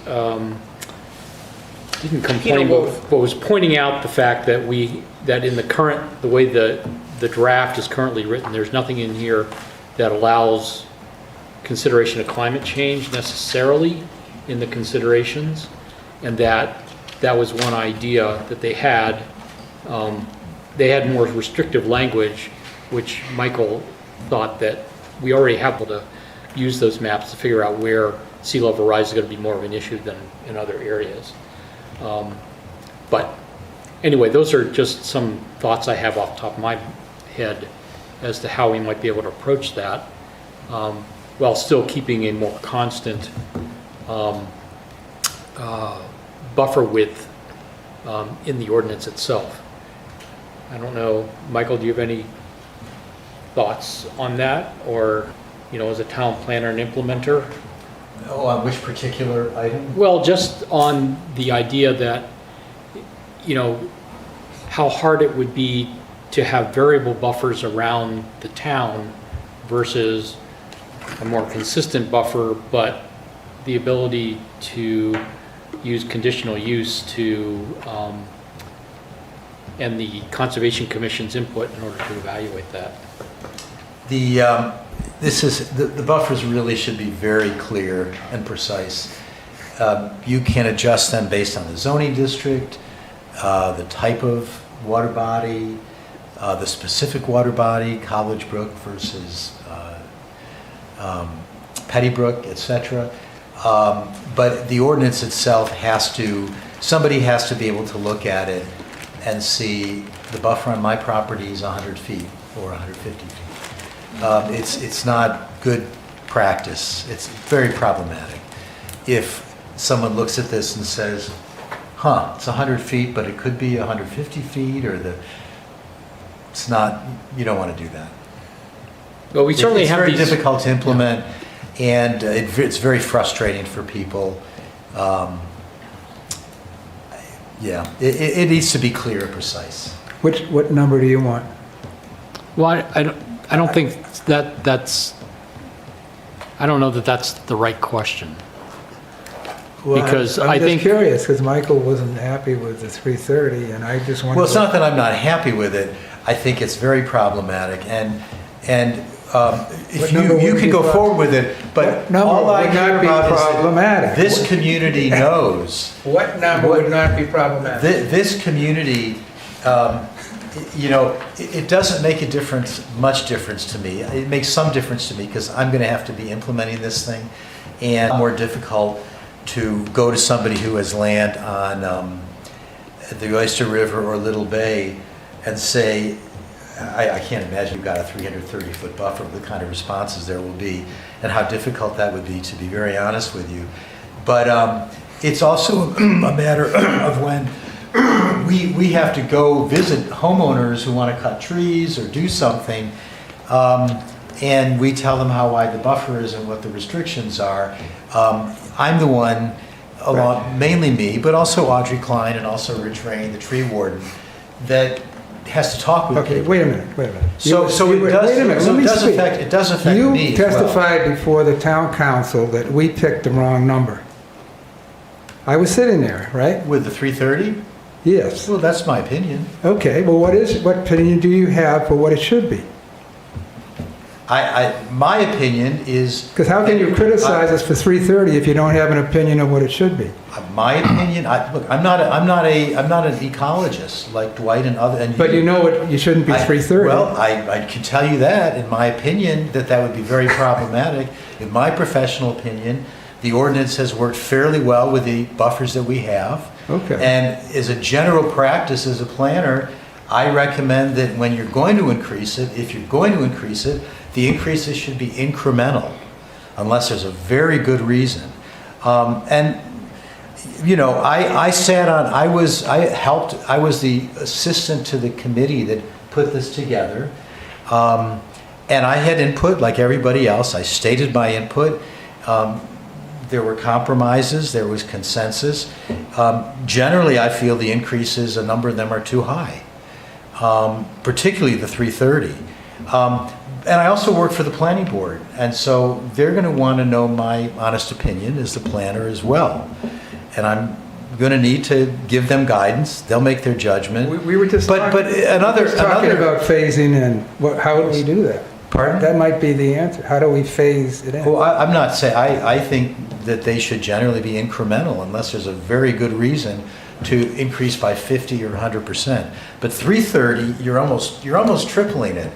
And not to mention that, who is that affecting? It's affecting property owners on Durham Point Road and Bay Road, and people with very expensive, valuable property also off of Route 4.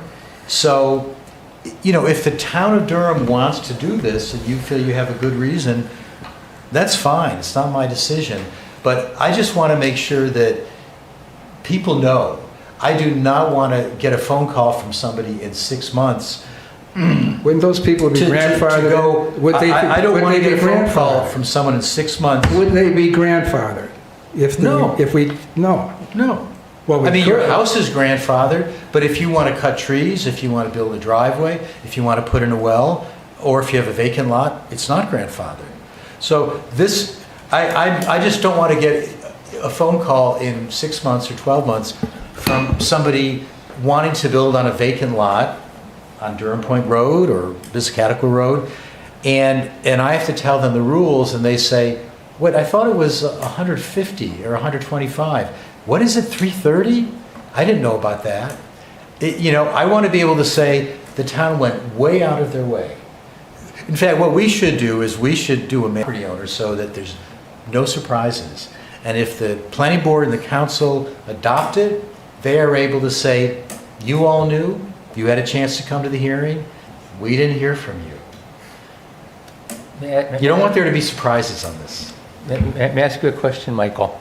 Based on your experience, or just based on common sense, what do you think the chances are that the 330-foot buffer would get through the gauntlet of the planning board and or the town council? You know, frankly, if we do what we should do, which is be responsible to the people who are affected, and if they are all alerted to this and they know about it, it's inconceivable to me that you will have a room full of people who own very expensive property and see impact on their property values, and I'd be amazed if it went through. But So- I've been wrong before. So I just want to read this statement, which is, I believe, I don't know where I saw it. Maybe, I think it's on the website. And it says, according to RSA 36A, from the state of New Hampshire, the Durham Conservation Commission has a state legislative mandate to inventory, manage, and protect the natural resources of the town. So that's what our mandate is. So I guess it's that philosophical discussion of, do we act as a Conservation Commission to follow this mandate, or do we act as a body that is taking politics into account? So That's your call. I can only state my own opinion because it's going to be, you know, the judgment of the whole commission. My personal opinion as a commissioner is that that's what we should do, and that it's the planning board's and the town council's responsibility to either accept that or to say, no, you guys are way out of line. What, you know, the people who live on Durham Point Road and Bay Road are never going to accept this. It's not right. So you may say, come back with another, you know, recommendation, you know, just like, you know, the Supreme Court can kick, you know, decisions back down to the, you know, to the lower courts. They may kick it back to us and say, this isn't going to pass with 330 feet, so come back with something else. I believe that our first, you know, recommendation should be the 330 feet based on that statement that I just read. Right, I don't need to be, I'm sorry, I don't need to get exercised about this. I'm just anticipating a big kerfuffle. And I just want to let people know. Well, you caused it, that Michael. You I don't work for you. criticize the 330. No, I know. I work for you, but I also work for the planning board, and I don't want Right. people to get angry at me. I'm just trying to find when out. I have to speak to the board. What would you not be angry about? Would you please answer the question? What should the I just offer don't be? want you to be mad at me when I I'm speak mad at to you the because board. you won't help us. Well, but you'll be free to criticize us when I'm not before the criticizing council. you. You did criticize us. No, Yeah, I stated a concern. When But I guess- stated a I'm concern. sorry, but you know, this is frustrating. Again, my concern was I thought it would hurt the credibility of the commission to propose that. I get back to the statement made So, by no. James Bubar was really good. I don't know if he said it in public, If you're really worried about environmental quality, go with the 330. But if you're really concerned about property owners' rights, you leave it alone. So somewhere in the middle, there's an answer. And that's all I'm trying to get at. I will not want to sit through another town council meeting and have you sit there and criticize me for the vote I made I'm not on the criticizing Conservation you. Commission. You did, okay? You I can know look at I the said I tape. thought it could hurt your credibility. Okay, I'm sorry. I don't mean to get So, so can I- exercised. I know, can I I've said just- my piece, and Wayne, my only suggestion, I think it best to make incremental changes. But Neil is correct. You have your charge, so I won't say. I would say that, I am a practical conservationist, which is why I feel like we should be addressing workforce housing, but we also should be looking at how we protect our conservation resources at the same time. There's a way that we can do that in choices we make to do that simultaneously. And I wonder if there are some ways to have a 330-foot buffer, because that's what the science recommends, right? And that's where the Conservation Commission is coming from, right? That's what the science says is the best way to go.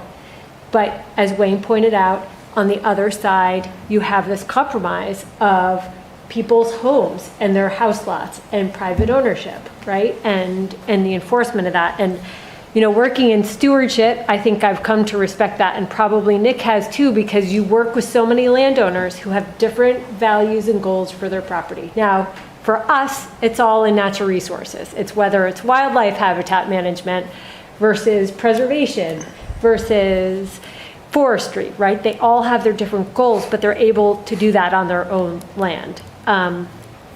And the same is true for somebody who, say, owns a house lot, right? So if we're looking, as you point out, you're down at Durham Point Road, so I've plugged this in. You can see here's the Oyster River. They have a 150-foot zone, right? So you can see where this 150-foot zone encroaches in on people's house lots. And then you add that 300-foot zone, and you see that some of these house lots are actually almost completely gone. There is no, it's functionally not really a lot, right? Are you stating under certain models of sea level rise? No, this is just the buffering along, just buffering on current perennial streams, right? That's what this map is showing.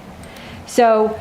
But by gone, you meant covered by the. Oh, covered, right, is almost completely covered by that 300-foot buffer. You're getting this little, 50-foot strip, 50-foot by 100-foot strip along the road, right?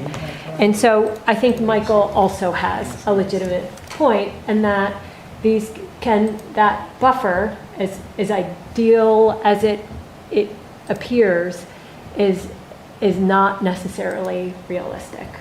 And I'm not saying that the Conservation Commission should backtrack on their choices or decisions. I'm just wondering if there's a way to balance that. Okay, are there certain circumstances where you could maintain that 330-foot buffer, but depending on your house lot size, maybe there's other ways to balance it. But I don't know, because Michael, I don't think you could do it based on house lot size, because, the lines have to be consistent following a, justifiable thing. Somebody can say, why are you're taking 300 feet of my property, but only 100 feet of my neighbor's, just because I have more land? It's, I don't think we can do that. Yeah, there was a piece that in this neighborhood that we got And phone correct call me if from. I'm wrong, Michael, but my understanding was that if we increase the buffer size, it only impacts new activities that happen after it is approved. Yeah, but there's a lot of vacant lots, and there's a lot of people who regularly want to cut trees. And there's people who are always applying for conditional uses, put a driveway in, put a well, put a path landscaping, walls, hardscaping, you know. So all of that would be affected. Anything already built is grandfathered. Yes.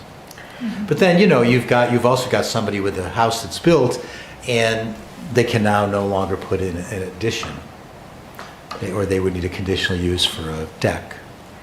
So, look, Mike, I have a question on that. So then why isn't that a workable solution? Is that everybody who wants to build in that 330-foot buffer Has to get a conditional would have to come use. forward, you know, with a conditional use permit. And then, at that point, you know, their request could be evaluated individually. And, you know, the Conservation Commission could make a decision, well, no, that's, you know, too sensitive, we're not going to approve that, or, yes, that's fine, go ahead. I don't know, it just With seems the like... following mitigation activities or whatever. Yes, right, yeah. So Well- it seems like that's, you know, kind of a workaround, basically, that we could, you know, have this buffer, which may seem unreasonable, but there's a way to get around it, but not necessarily always get around it.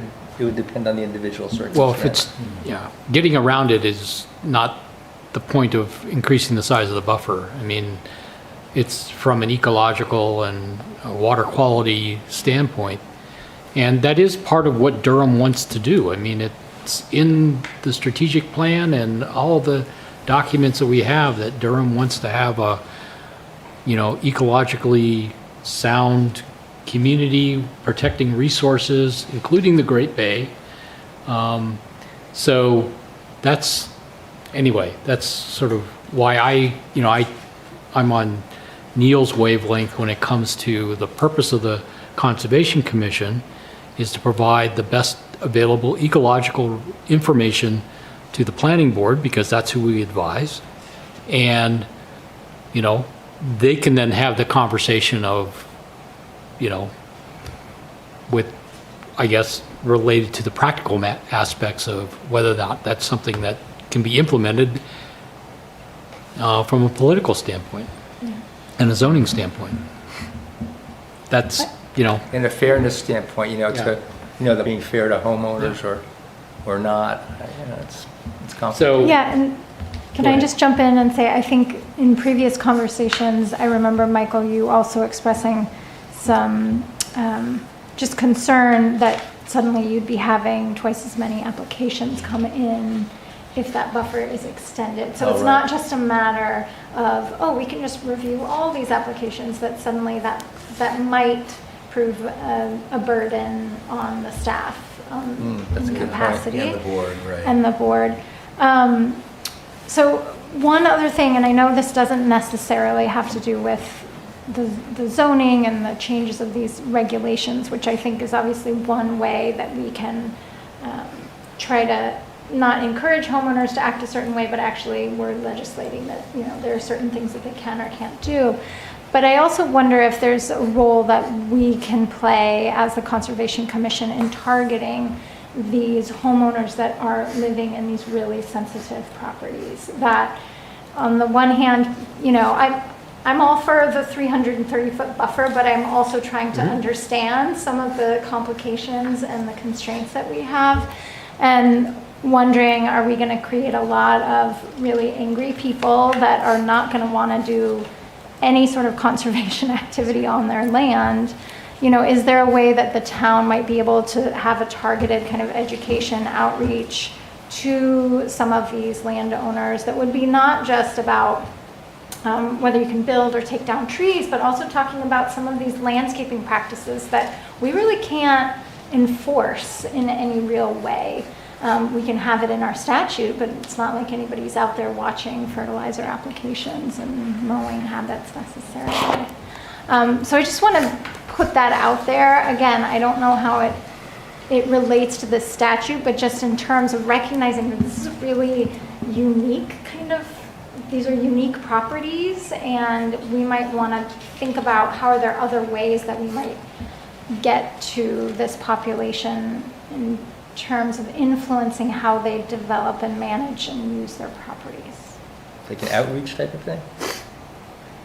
Yeah, potentially, or the town communicating with them about, you know, just the environmental, just the sensitive nature of the problem. And if we do end up compromising, say, our buffers, or that if the planning commission ends up knocking that buffer down, even if we're recommending 330 feet, that there's some kind of, yeah, some sort of outreach or communication to these folks. I mean, so much of our sensitive land across the country is actually on privately owned lands that we don't really have control over. Just thought. Well, we're fast approaching the 9:30 adjournment time. So I don't know if we push the ball forward on this or just rehash what we talked about last time, but Well, just a thought in response to what Aaron and Neil said. Two things you could do that I think would, well, three things, to make it maybe a little more palatable, is in the conditional use, it does not allow any residential buildings. So I think it should allow residential buildings. So at least if I'm being pushed from 125 to 330 feet, I can put a house or an addition in there. I mean, because it doesn't, if you're going to have the review, there's no particular, we allow streets, driveways, you know, utilities, accessory buildings, but no house. It doesn't make sense.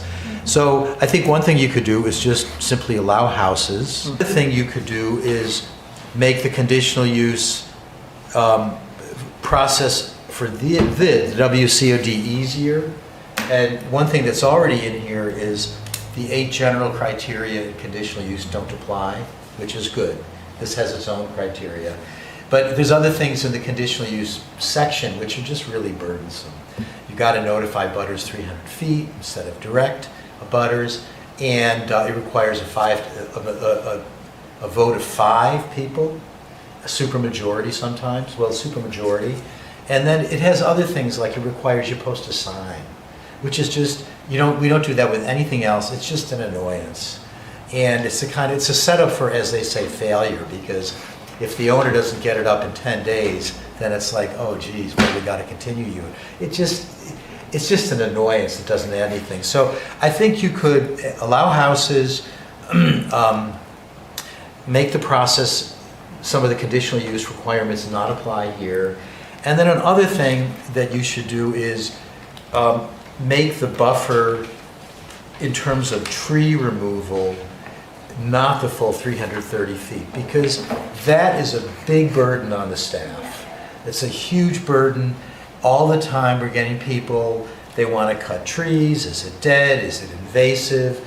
You know, is it over 6 inches? And the butters complain. It's just a real burden for me and Rich Rain, who's super busy. And I would really rather not see that buffer expanded for trees. So I think if you make those 3 changes, then maybe the 330s is not a big deal. And you get the benefit of a full review of anything in that area.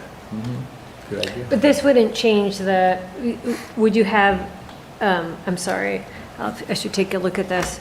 Would you still limit, say, any construction within 150 feet, right? So there would be certain constraints that were only subject within that 330 feet, but there are additional constraints within 150 feet. Generally everything within the buffer is subject to some kind of review, but I would rather see at least the tree issues or the vegetation issues not extended further. So that would be the same, the buffer for trees would be the same as it is now. But any construction, driveways, walls, utilities, houses would go to 330 feet. So, but I mean, that assumes that those are the most sensitive things. So you're suggesting that all of those they still can't be constructed or placed or introduced within 150 feet? No, any construction would go to 330. any physical alteration of the site would go from 125 to 330 by conditional use. Yes. But the tree stuff would remain at whatever, 125 or 150 feet. What was the third one? You said the trees, the... So allow houses in there, by conditional use, not extend the stuff about the trees. As long as you're not disturbing the ground, you could cut certain vegetation, except invasives. And simplify some of the conditional use process, which doesn't really add much at all. So Sarah, were you concerned that if we extend that buffer to 330 feet, that people might build They might closer feel in like- than 150, like that they might? That's right. Yeah. That's right. Oh, Because so- somebody might take a look at a lot now and say, well, I'm going to build my home, up here in the right along the road frontage, and I'm 200 feet away from the river or whatever. But if you put in the ability to have a conditional use within 330 feet, all of a sudden people say, well, if I have to do a conditional use, I might as well build my house 150 feet from, or 100 feet from the river, rather than maybe the 200 to avoid a conditional use permit. Do you know what I mean? That's a good point. And so I would be, which is why I was suggesting, is there a way to tier this in some way to inhibit construction at all within a certain buffer? Well, Michael had suggested allowing housing, but maybe there was something like within that 150 to 330 foot buffer. Maybe there would be something that we could specify so that people wouldn't be thinking even of. Well, we can do it. I mean, we can put it, Yeah, that's a good Yeah, suggestion. you Planning could board say, right, the conditional, you need a conditional use to put a house anywhere within 330 feet. However, it must be set back at a minimum, whatever, 50 or 100 feet. Yeah. No, you need a variance for that, which you're not going to get. Yeah. So you could have a minimum, 0 to 100, you can't build. 100 to 330, you need a conditional use. Beyond Yeah. 330, do what you want. Right. You could do that. yeah, I think that Yeah, that's really good. sounds like a more reasonable approach that takes into account the, That's what I was trying to get at in the first place. yeah. Michael, Well, there we are. write it up. All right, so We'll we're talk now at about Yeah. 9:35. mean- People have to go here. Did people read the minutes to be able to do a quick accepting them or not? Or do we have to punt on that until next month as well? I have a few copies if anyone wants to see them. Nick, what? You want to vote on I it? did not read it. Oh, Neither did okay. I. So it sounds like, can we push the minutes off till another month, I guess? So this will fall into your lap Okay. next month. Can I give a Aaron. 30-second, but I'm just going to show you this is a sea level rise viewer for NOAA.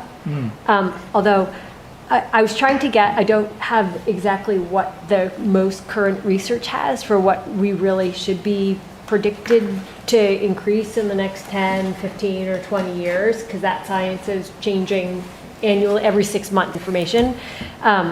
But here we go, we're at the bottom, it's kind of fun. You go up, well, there's 1 feet. So this is 1 feet change, or 1 foot change. This is Jackson's Landing right here. This right here is a parking lot. Here's the ice rink, right? Here's down the waterfront. And we actually have a lovely little trail that comes down like this and swoops around and ends in this clearing where there's a bench where there's a lovely view of the Oyster River. So if you have the chance, you can head out. There's a little bit of poison ivy right now. But you'll see what happens over time when we add more and more sea level rise. Basically 4 feet, which I don't think, it's possible, but I think the new research is showing that is further than will happen in our area. it go up But, to you know, 100 it does feet keep at a going. time? It does go all the way up to 10 feet. So if you have a doomsday scenario in your mind, then there you go. So Well, this but is pretty cool. Temporary storm That's great. surge, you I could love also that. have temporary. Well, that, I think that's part of high it. levels, That's yeah. right. So This is a temporarily. bathtub model, in a Yes. way, yeah. Yeah, so temporarily, that's right. If you have a big storm that comes through, and we're seeing that even, you know, Wagon Hill, you know, you can see some of this rack that comes way up into the woods and way up from these big storms that come through like once a year with that sea level rise. So you're looking at, you know, pretty significant amount of kind of this area that is potentially underwater. And if you're not planning for that in the future with your development, then you're going to have a whole lot of homes and septic systems and wells that are inundated with salt water. Well, I think that this Okay. this is a pretty, you know, stark and almost scary view. And I think when we make the presentation to the planning board, I think that is that could be a very valuable tool to This is why I illustrate. suggested using this as a way to kind of prioritize altitude above Buffers. sea level as which areas should be kind of most restrictive in terms of what's allowed in these kind of priority zones. Right, think because that's- again, you're going back to that idea of slope. Yeah. If you have a shallow slope and you go up by 1 foot, you're going to be inundating a far greater area than you will if you have 1 foot of very steep slope, right? And so that's how a lot of this modeling is looked at, is they look at those high resolution LiDAR created topo lines to create this. So mapping, anyway. Yay, mapping. All right. So, Anyway, I just wanted to, I had this up and running because I figured it could be beneficial to the conversation. Oh, yeah. I would just remind commissioners to please review the minutes for the next meeting, because we'll have 3 sets of them to go through and make sure that those get approved. So do I have a move? Anyone moving to adjourn the meeting? I will move to adjourn. Second? I will second. All those in favor? We're adjourned. I have an agenda suggestion. Maybe the minute review could go early on the agenda.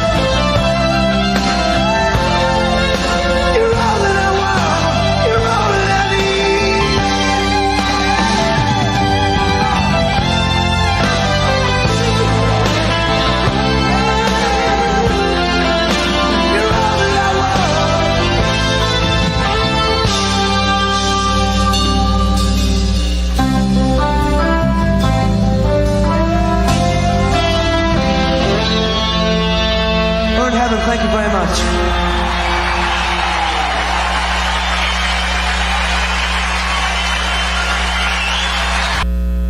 I can see you over there staring at your drink, watching that ice sink all alone tonight. And chances are you're sitting here in this bar 'cause he ain't gonna treat you right.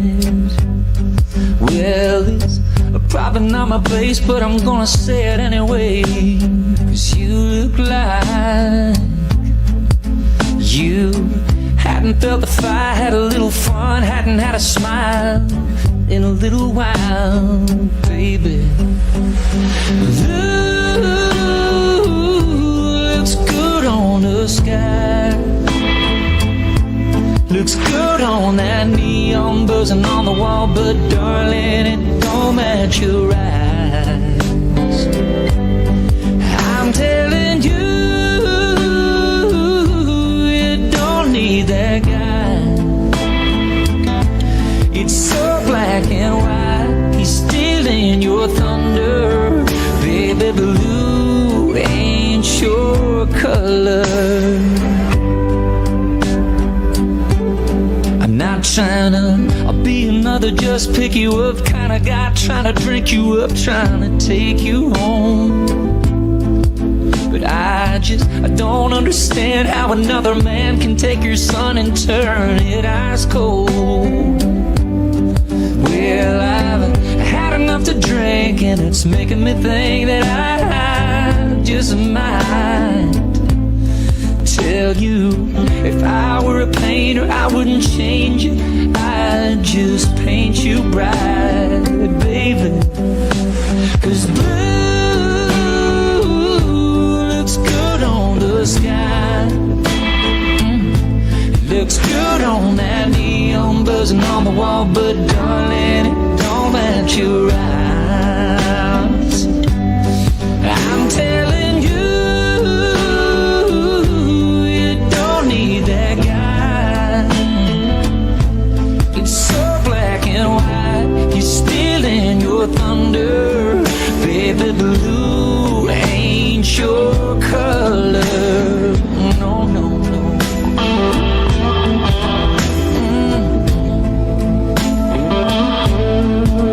It ain't your color, baby.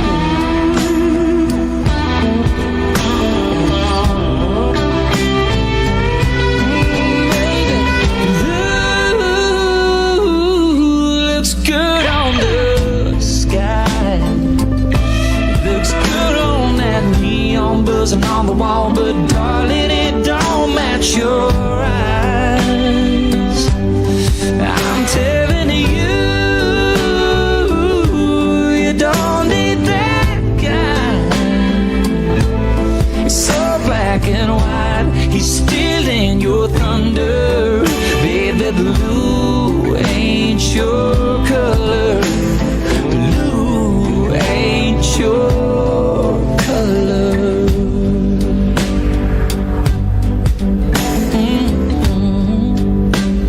No, baby, come here, baby. Let me light up your world.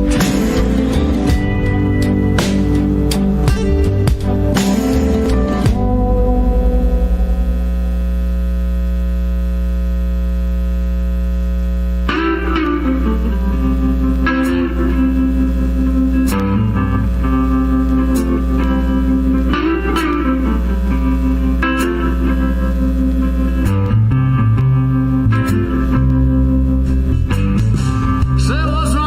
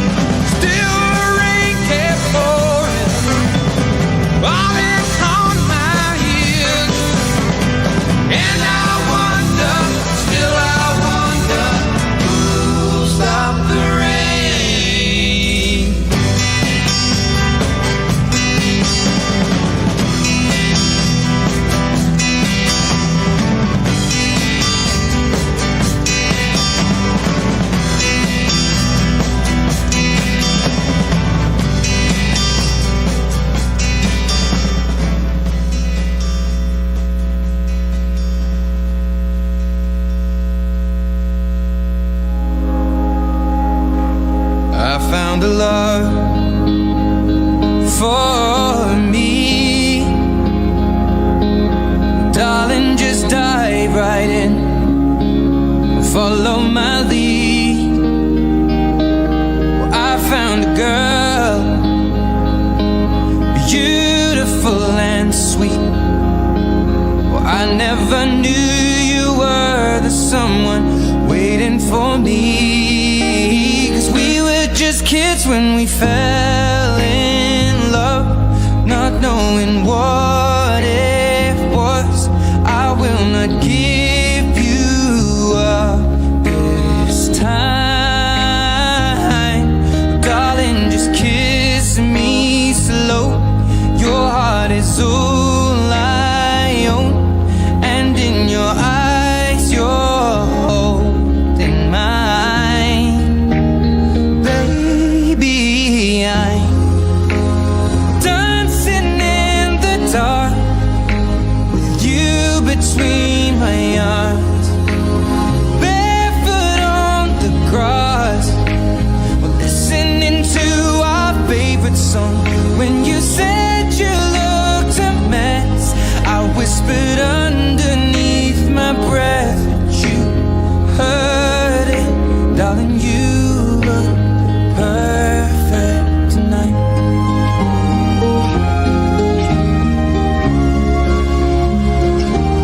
Well, I found a woman stronger than anyone I know. She shares my dreams. I hope that someday I'll share her home. I found a love to carry more than just my secrets, to carry love, to carry children of our own. We are still kids, but we're so in love, fighting against all odds. I know we'll be alright this time. Darling, just hold my hand, be my girl, I'll be your man. I see my future in your eyes. Baby, I'm dancing in the dark with you between my arms, barefoot on the grass, listening to our favorite song. When I saw you in that dress, looking so beautiful, I don't deserve this. Darling, you look perfect tonight.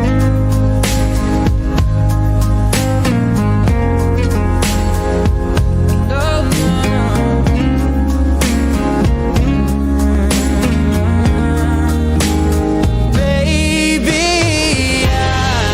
I'm dancing in the dark with you between my arms, barefoot on the grass, or listening to our favorite song.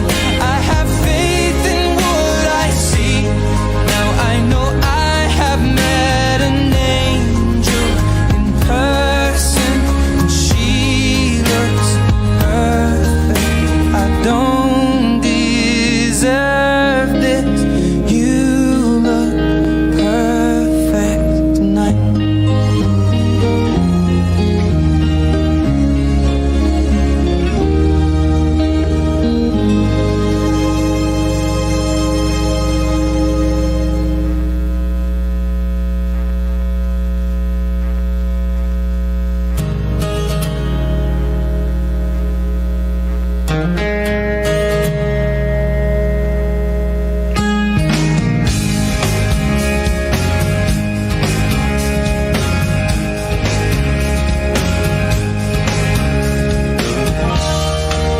She said it's cold outside and she hands me my raincoat.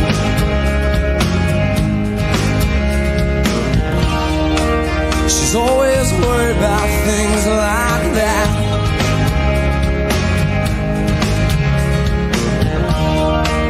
Well, she said it's all gonna end and it might as well be my fault.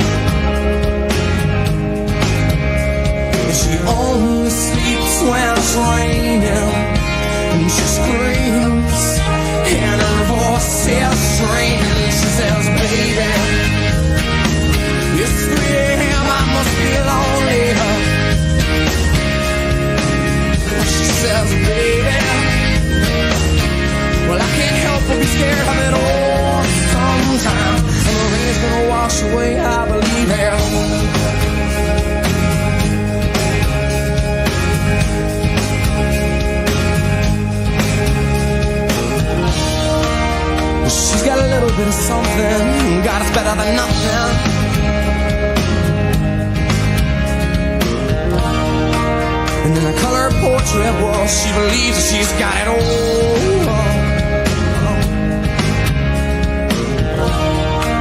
She swears the moon don't hang quite as high as it used to. And she only sleeps when it's raining. And she screams, and her voice is straining. She says, baby, when it's 3 a.m. I must be lonely. Well, when she says, baby, yeah, well, I can't help but be scared of it all. Sometimes the rain's gonna wash away, I believe. Yeah.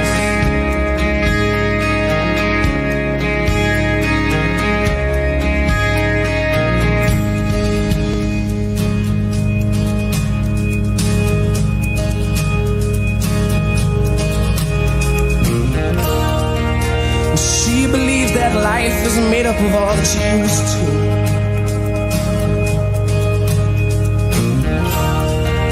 And the clock on the wall has been stuck at 3 for days and days.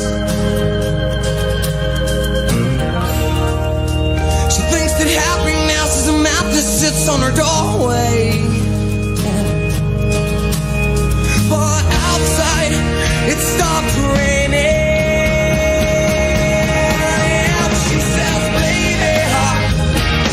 Well, it's 3 a.m. I must be lonely. Yeah, when she says, baby, yeah. Well, I can't help but be scared of it all. Sometimes the rain's gonna wash away, I believe. Yes,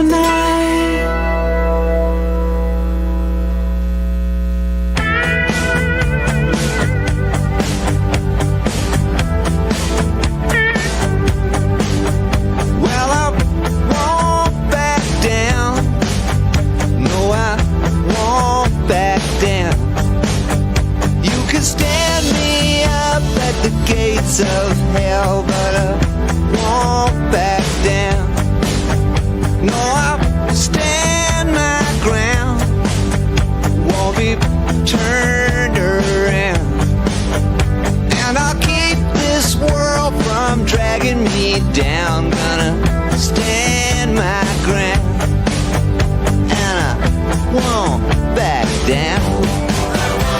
Hey, baby, there ain't no easy way out. Hey, I will stand my ground, and I won't back down. Well, I know what's right.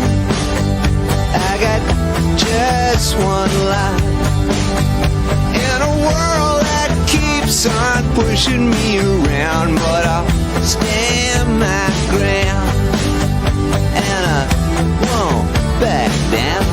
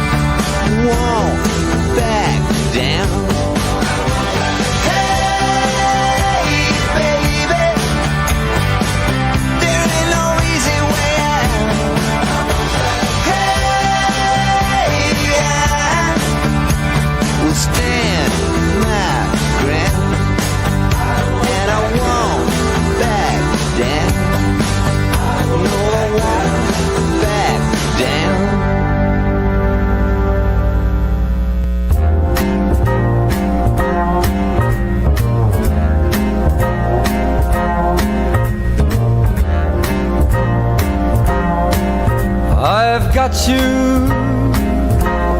under my skin. I have got you deep in the heart of me. You're so deep in my heart that you're really a part of me. And I've got you under my skin. I've tried so not to give in. You know, I said to myself, this affair ain't gonna go so well. But why should I try to resist when, baby, I know so well that I've got you way under my skin. I would sacrifice anything, come what might, for the sake of having you near, in spite of a warning voice comes in the night and repeats in my ear. Don't you know, you fool, you never can win. Use your mentality, step up to reality. But each time I do, just the thought of you makes me stop before I begin. 'Cause I've got you, you're under my skin.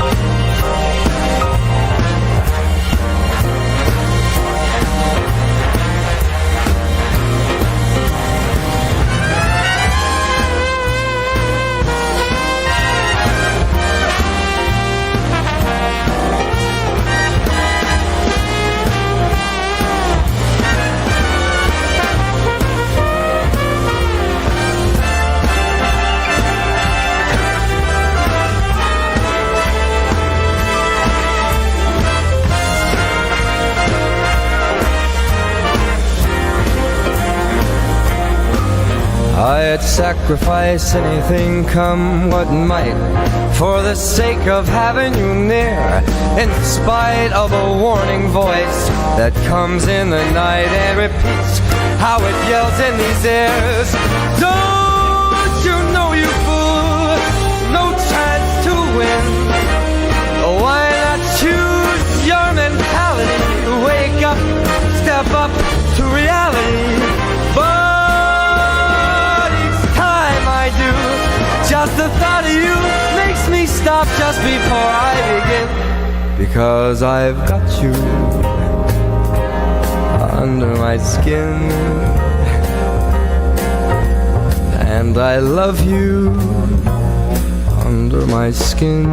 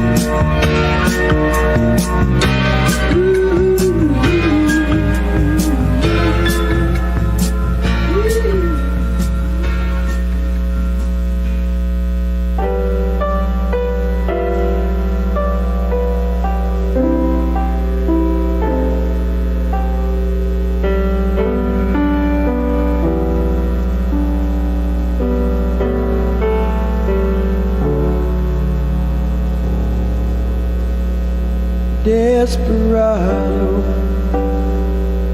why don't you come to your senses? You've been out riding fences for so long now. Oh, you're a hard one, but I know that you got your reasons. These things that are pleasing you can hurt you somehow. Don't you draw the queen of diamonds, boy. She'll beat you if she's able. You know the queen of hearts is always your best bet. Now it seems to me some fine things have been laid upon your table, but you only want the ones that you can't get. Desperado, oh, you ain't getting no younger. Your pain and your hunger, they're driving you home. And freedom, oh, freedom, well, that's just some people talking. Your prison is walking through this world all alone. Don't your feet get cold in the wintertime? The sky won't snow and the sun won't shine. It's hard to tell the nighttime from the day. You're losing all your high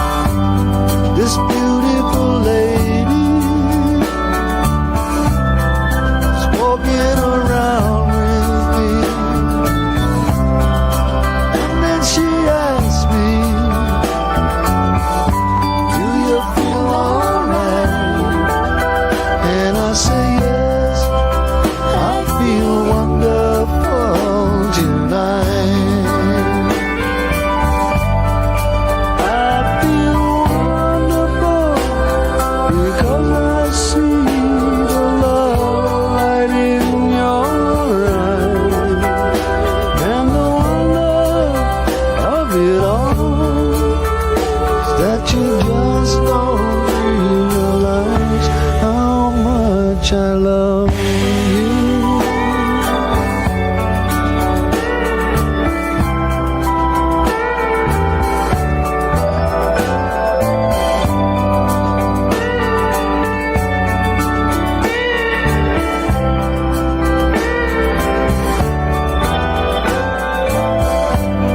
It's time to go home now.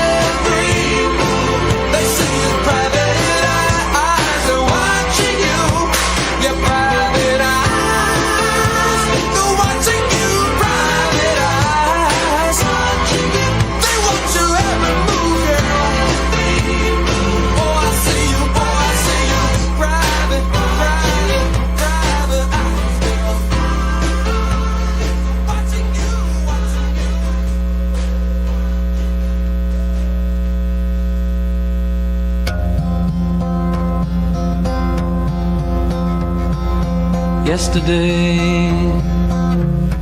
All my troubles seem so far away. Now it looks as though they're here to stay.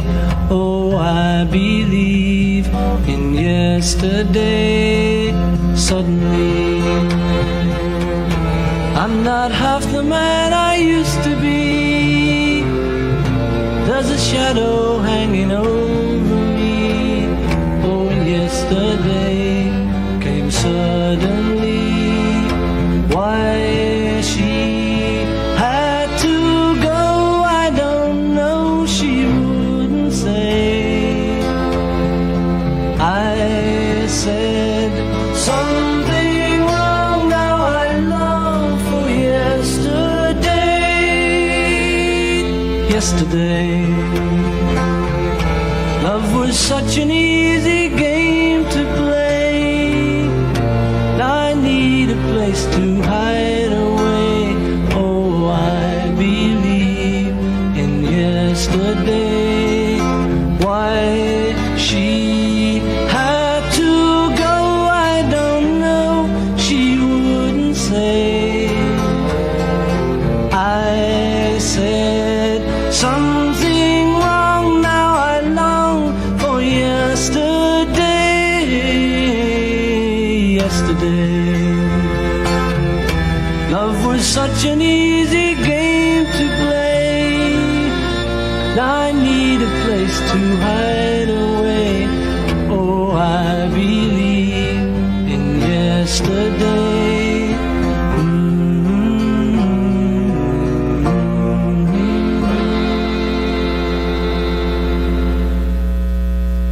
When the days are cold and the cards all fold and the saints we see are all made of gold. When your dreams all fail and the ones we hail are the worst of all and the bloods run stale. I wanna hide the truth, I wanna shelter you, but with the beast inside, there's nowhere we can hide. No matter what we breed, we still are made of greed. This is my kingdom come, this is my kingdom come. When you pull my key, look into my eyes, it's where my demons hide, it's where my demons hide. Don't get too close, it's dark inside, it's where my demons hide, it's where my demons hide. Curtains call, it's the last of all. When the lights fade out, all the sinners crawl. So they dug your grave and the masquerade will come calling out at the mess you made. Don't wanna let you down, but I am hellbound. Oh, this is all for you. Don't wanna hide the truth. No matter what we breed, we still are made of greed. This is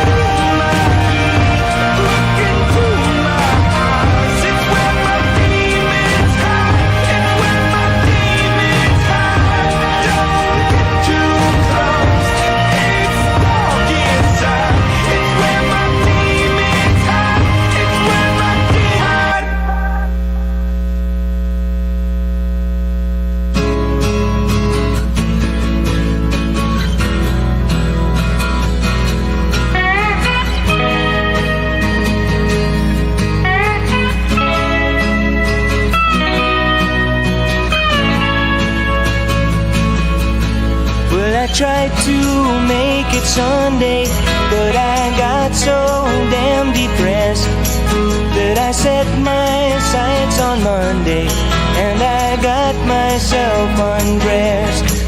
I ain't ready for the altar, but I do agree there's times when a woman sure can be a friend of mine. But I keep on thinking about you, Sister Golden Hair Surprise, and I just can't live without you. Can't you see it in my eyes? I've been one poor correspondent, and I've been too hard to find, but it doesn't mean you ain't been on my mind. Will you meet me in the middle? Will you meet me in the air? Will you love me just a little, just enough to show you care? Will I try to fake it? I don't mind saying I just can't make it.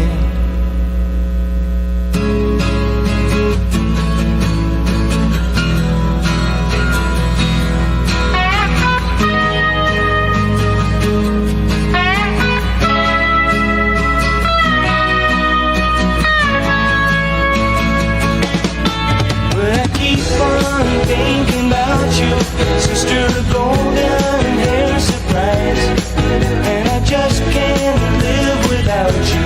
Can't you see it in my eyes? Now I've been one more correspondent, and I've been too hard to find, but it doesn't mean you ain't been on my mind.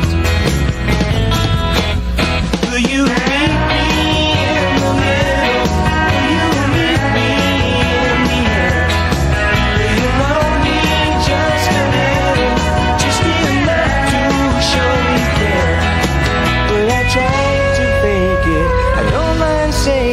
I just can't make it.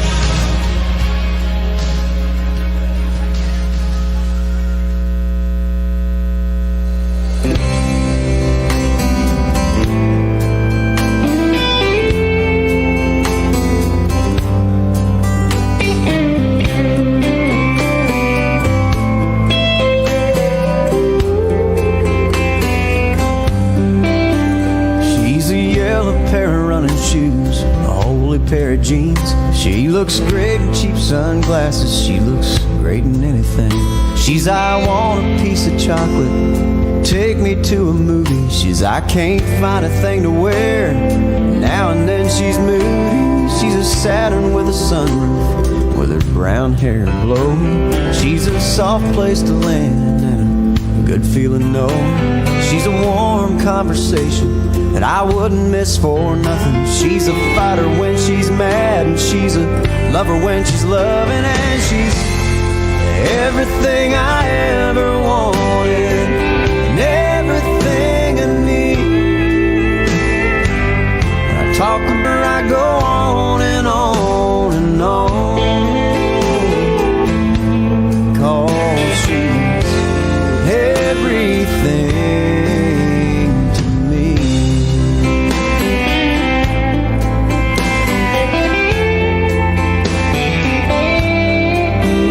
She's a Saturday out on the town and a church girl on Sunday. She's a cross around her neck and a cuss word 'cause it's Monday. She's a bubble bath and candles. Baby, come and kiss me. She's a one glass of wine and she's feeling kinda tipsy. She's the giver I wish I could be and the stealer of the covers. She's a picture in my wallet, my unborn children's mother. She's the hand that I'm holding when I'm on my knees and praying. She's the answer to my prayer, and she's the song that I'm playing, and she's everything I ever wanted and everything I need. When I talk about her, I go on and on and on, 'cause she's everything.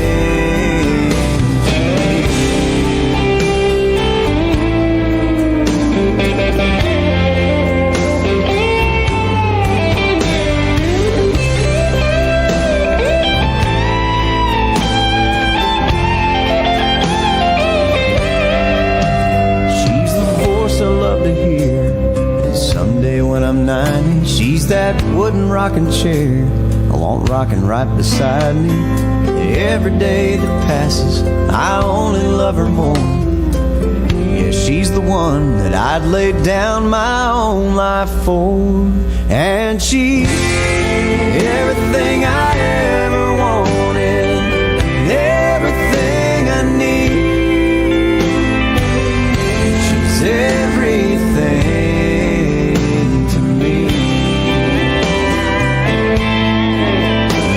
She's everything.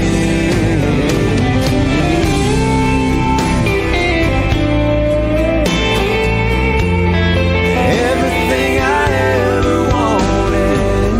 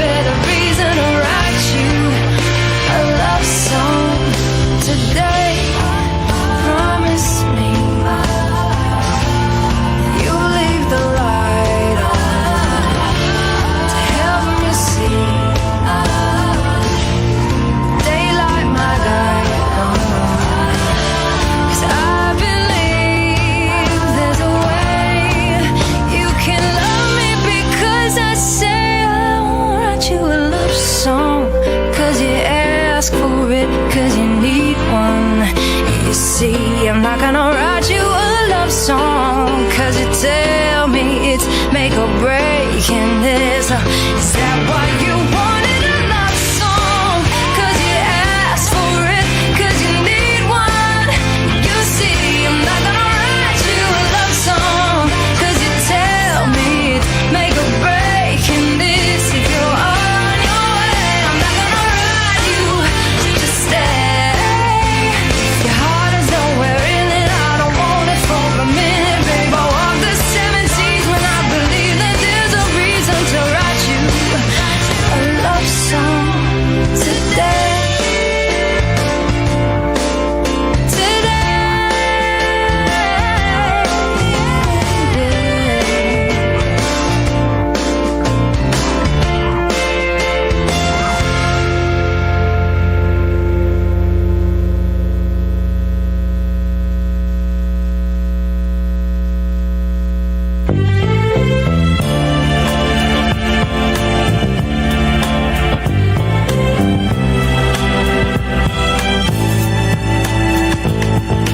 Ain't no woman like the one I've got. Ain't no woman like the one I've got. Ain't no woman like the one I've got. Every day the sun comes up around her. She can make the birds sing harmony. Every drop of rain is glad it found her. Heaven must have made her just for me. When she smiles so warm and tender, a sight for sore eyes to see. Ain't no woman like the one I've got. Oh no, it don't come better. To make her happy doesn't take a lot. She don't ask for things, no diamond rings. Sew together like a hand in glove. Like pages in a letter. Ain't no woman like the one I love. She can fill me up when it's down, I'm going. Put a little music in my day. Wouldn't be surprised if my love keeps growing. Bigger every minute that she stays away. I would kiss the ground she walks on, 'cause it's my word she'll obey now. Woo-hoo. Ain't no woman like the one I got. Well, I kiss the ground she walks on. To make her happy doesn't take a lot. She's a real good friend like me, and we're so together like a hand in glove. A lonely man when she's gone. People, ain't no woman like the one I love. What a good thing I've got. She means a lot.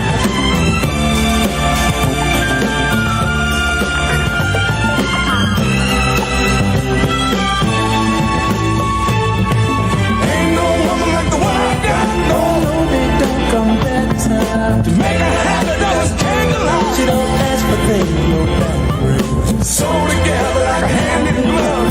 They just in a letter. Ain't no woman like the one I love, people.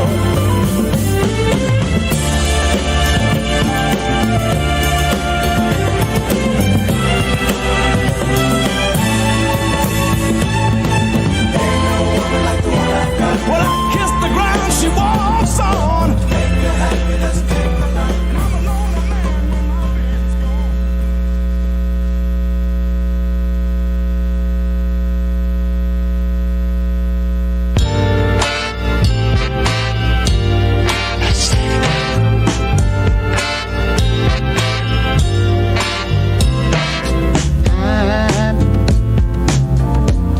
I'm so in love with you. Whatever you want to do is alright with me. 'Cause you make me feel so brand new. And I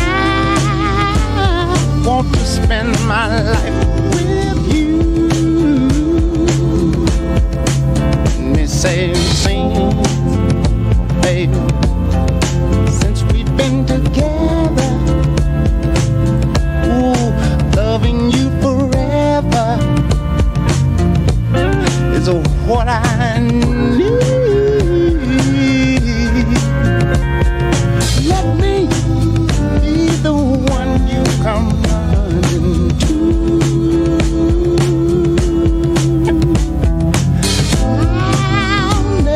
never be untrue.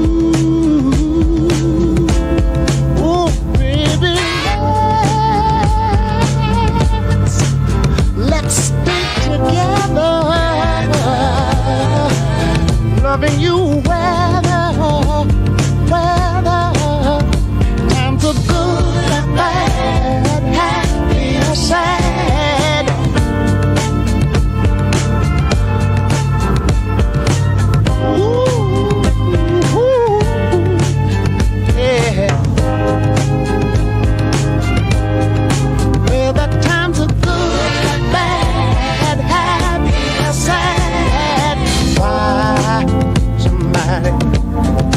Why people break up, oh, and turn around and make up. I just came to see you'd never do that to me, would you, baby? Being around you is all I see, is what I want us to connect.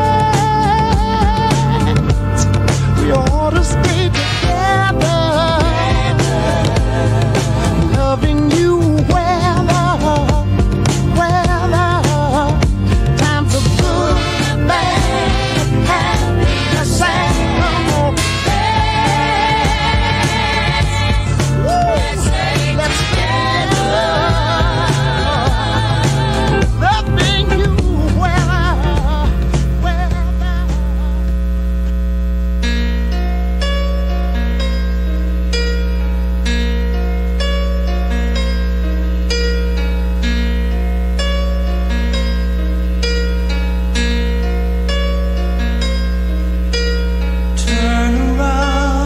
Every now and then I get a little bit lonely and you're never coming around. Turn around. Every now and then I get a little bit tired of listening to the sound of my tears. Turn around. Every now and then I get a little bit nervous that the best of all the years have gone by. Turn around. Every now and then I get a little bit terrified and then I see the look in your eyes.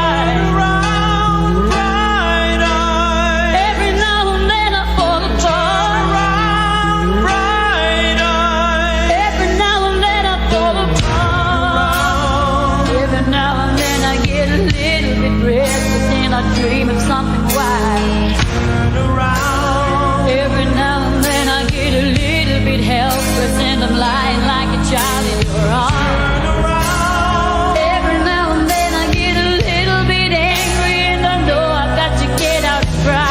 Turn around. Every now and then I get a little bit terrified, but then I see the look in your eyes.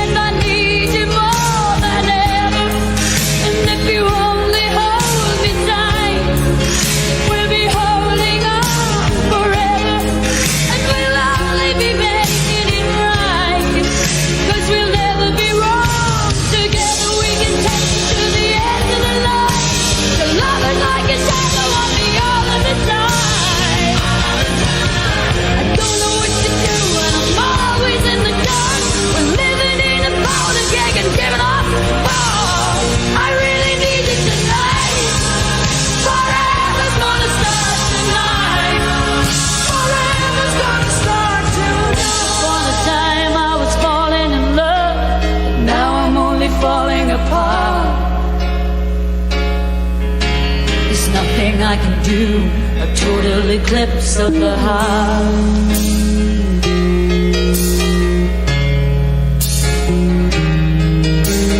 Once upon a time there was light in my life, but now there's only love in the dark. Nothing I can say, a total eclipse of the heart.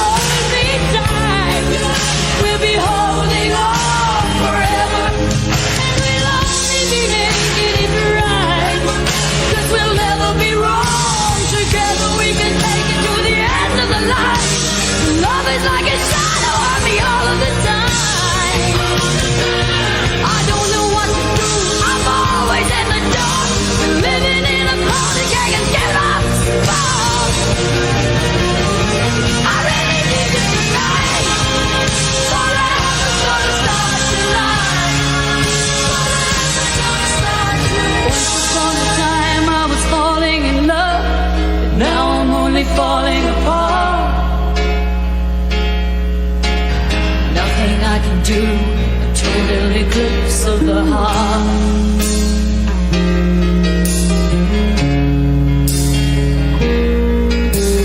Once upon a time there was light in my life, but now there's only love in the dark. Nothing I can say, a total eclipse of the heart.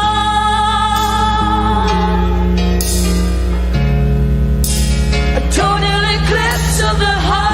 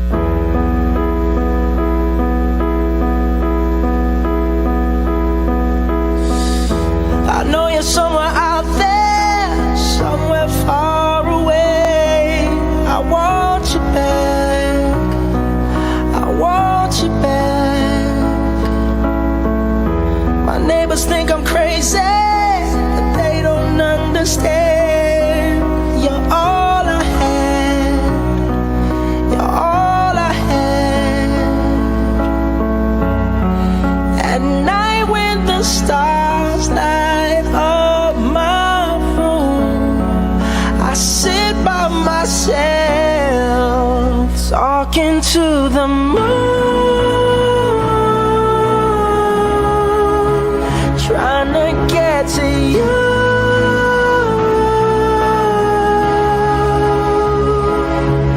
In hopes you're on the other side, talking to me too.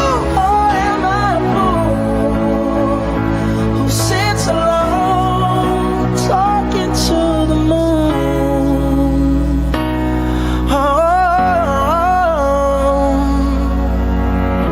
I'm feeling like I'm famous, the talk of the town. They say I've gone mad, yeah, I've gone mad. But they don't know what I know, 'cause when the sun goes down, someone's talking back. Yeah, they're talking back. Oh, at night when the stars light up my room, I sit by myself, talking to the moon,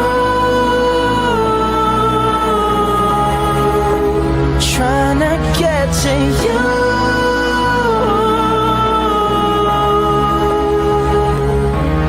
In hopes you're on the other side, talking to me too.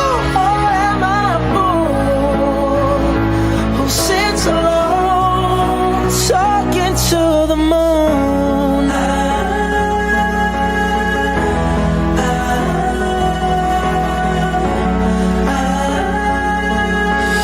Do you ever hear me calling?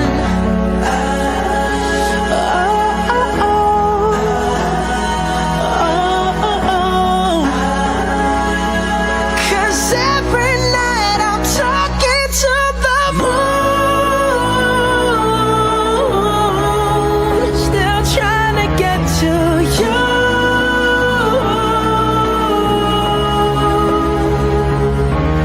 In hopes you're on the other side, talking to me too.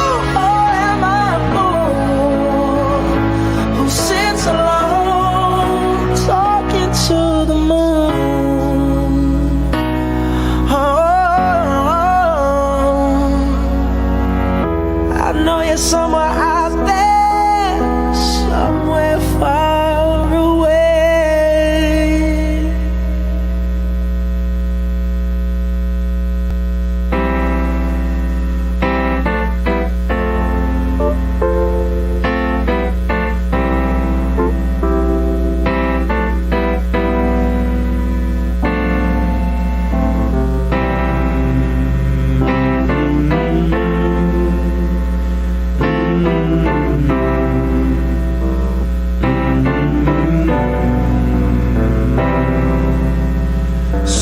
Sometimes in our lives, we all have pain, we all have sorrow. But if we are wise, we know that there's always tomorrow. Lean on me when you're not strong, and I'll be your friend. I'll help you carry on, for it won't be long till I'm gonna need somebody to lean on. Please swallow your pride if I have faith. You need to borrow, for no one can fill those of your needs that you won't let show. You just call on me, brother, when you need a hand. We all need somebody to lean on. I just might have a problem that you'll understand. We all need somebody to lean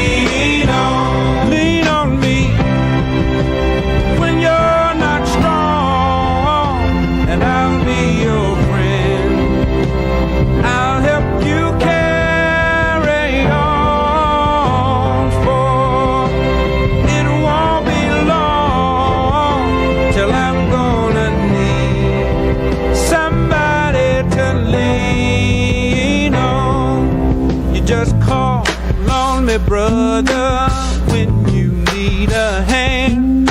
We all need somebody to lean on. I just might have a problem that you'll understand. We all need somebody to lean on.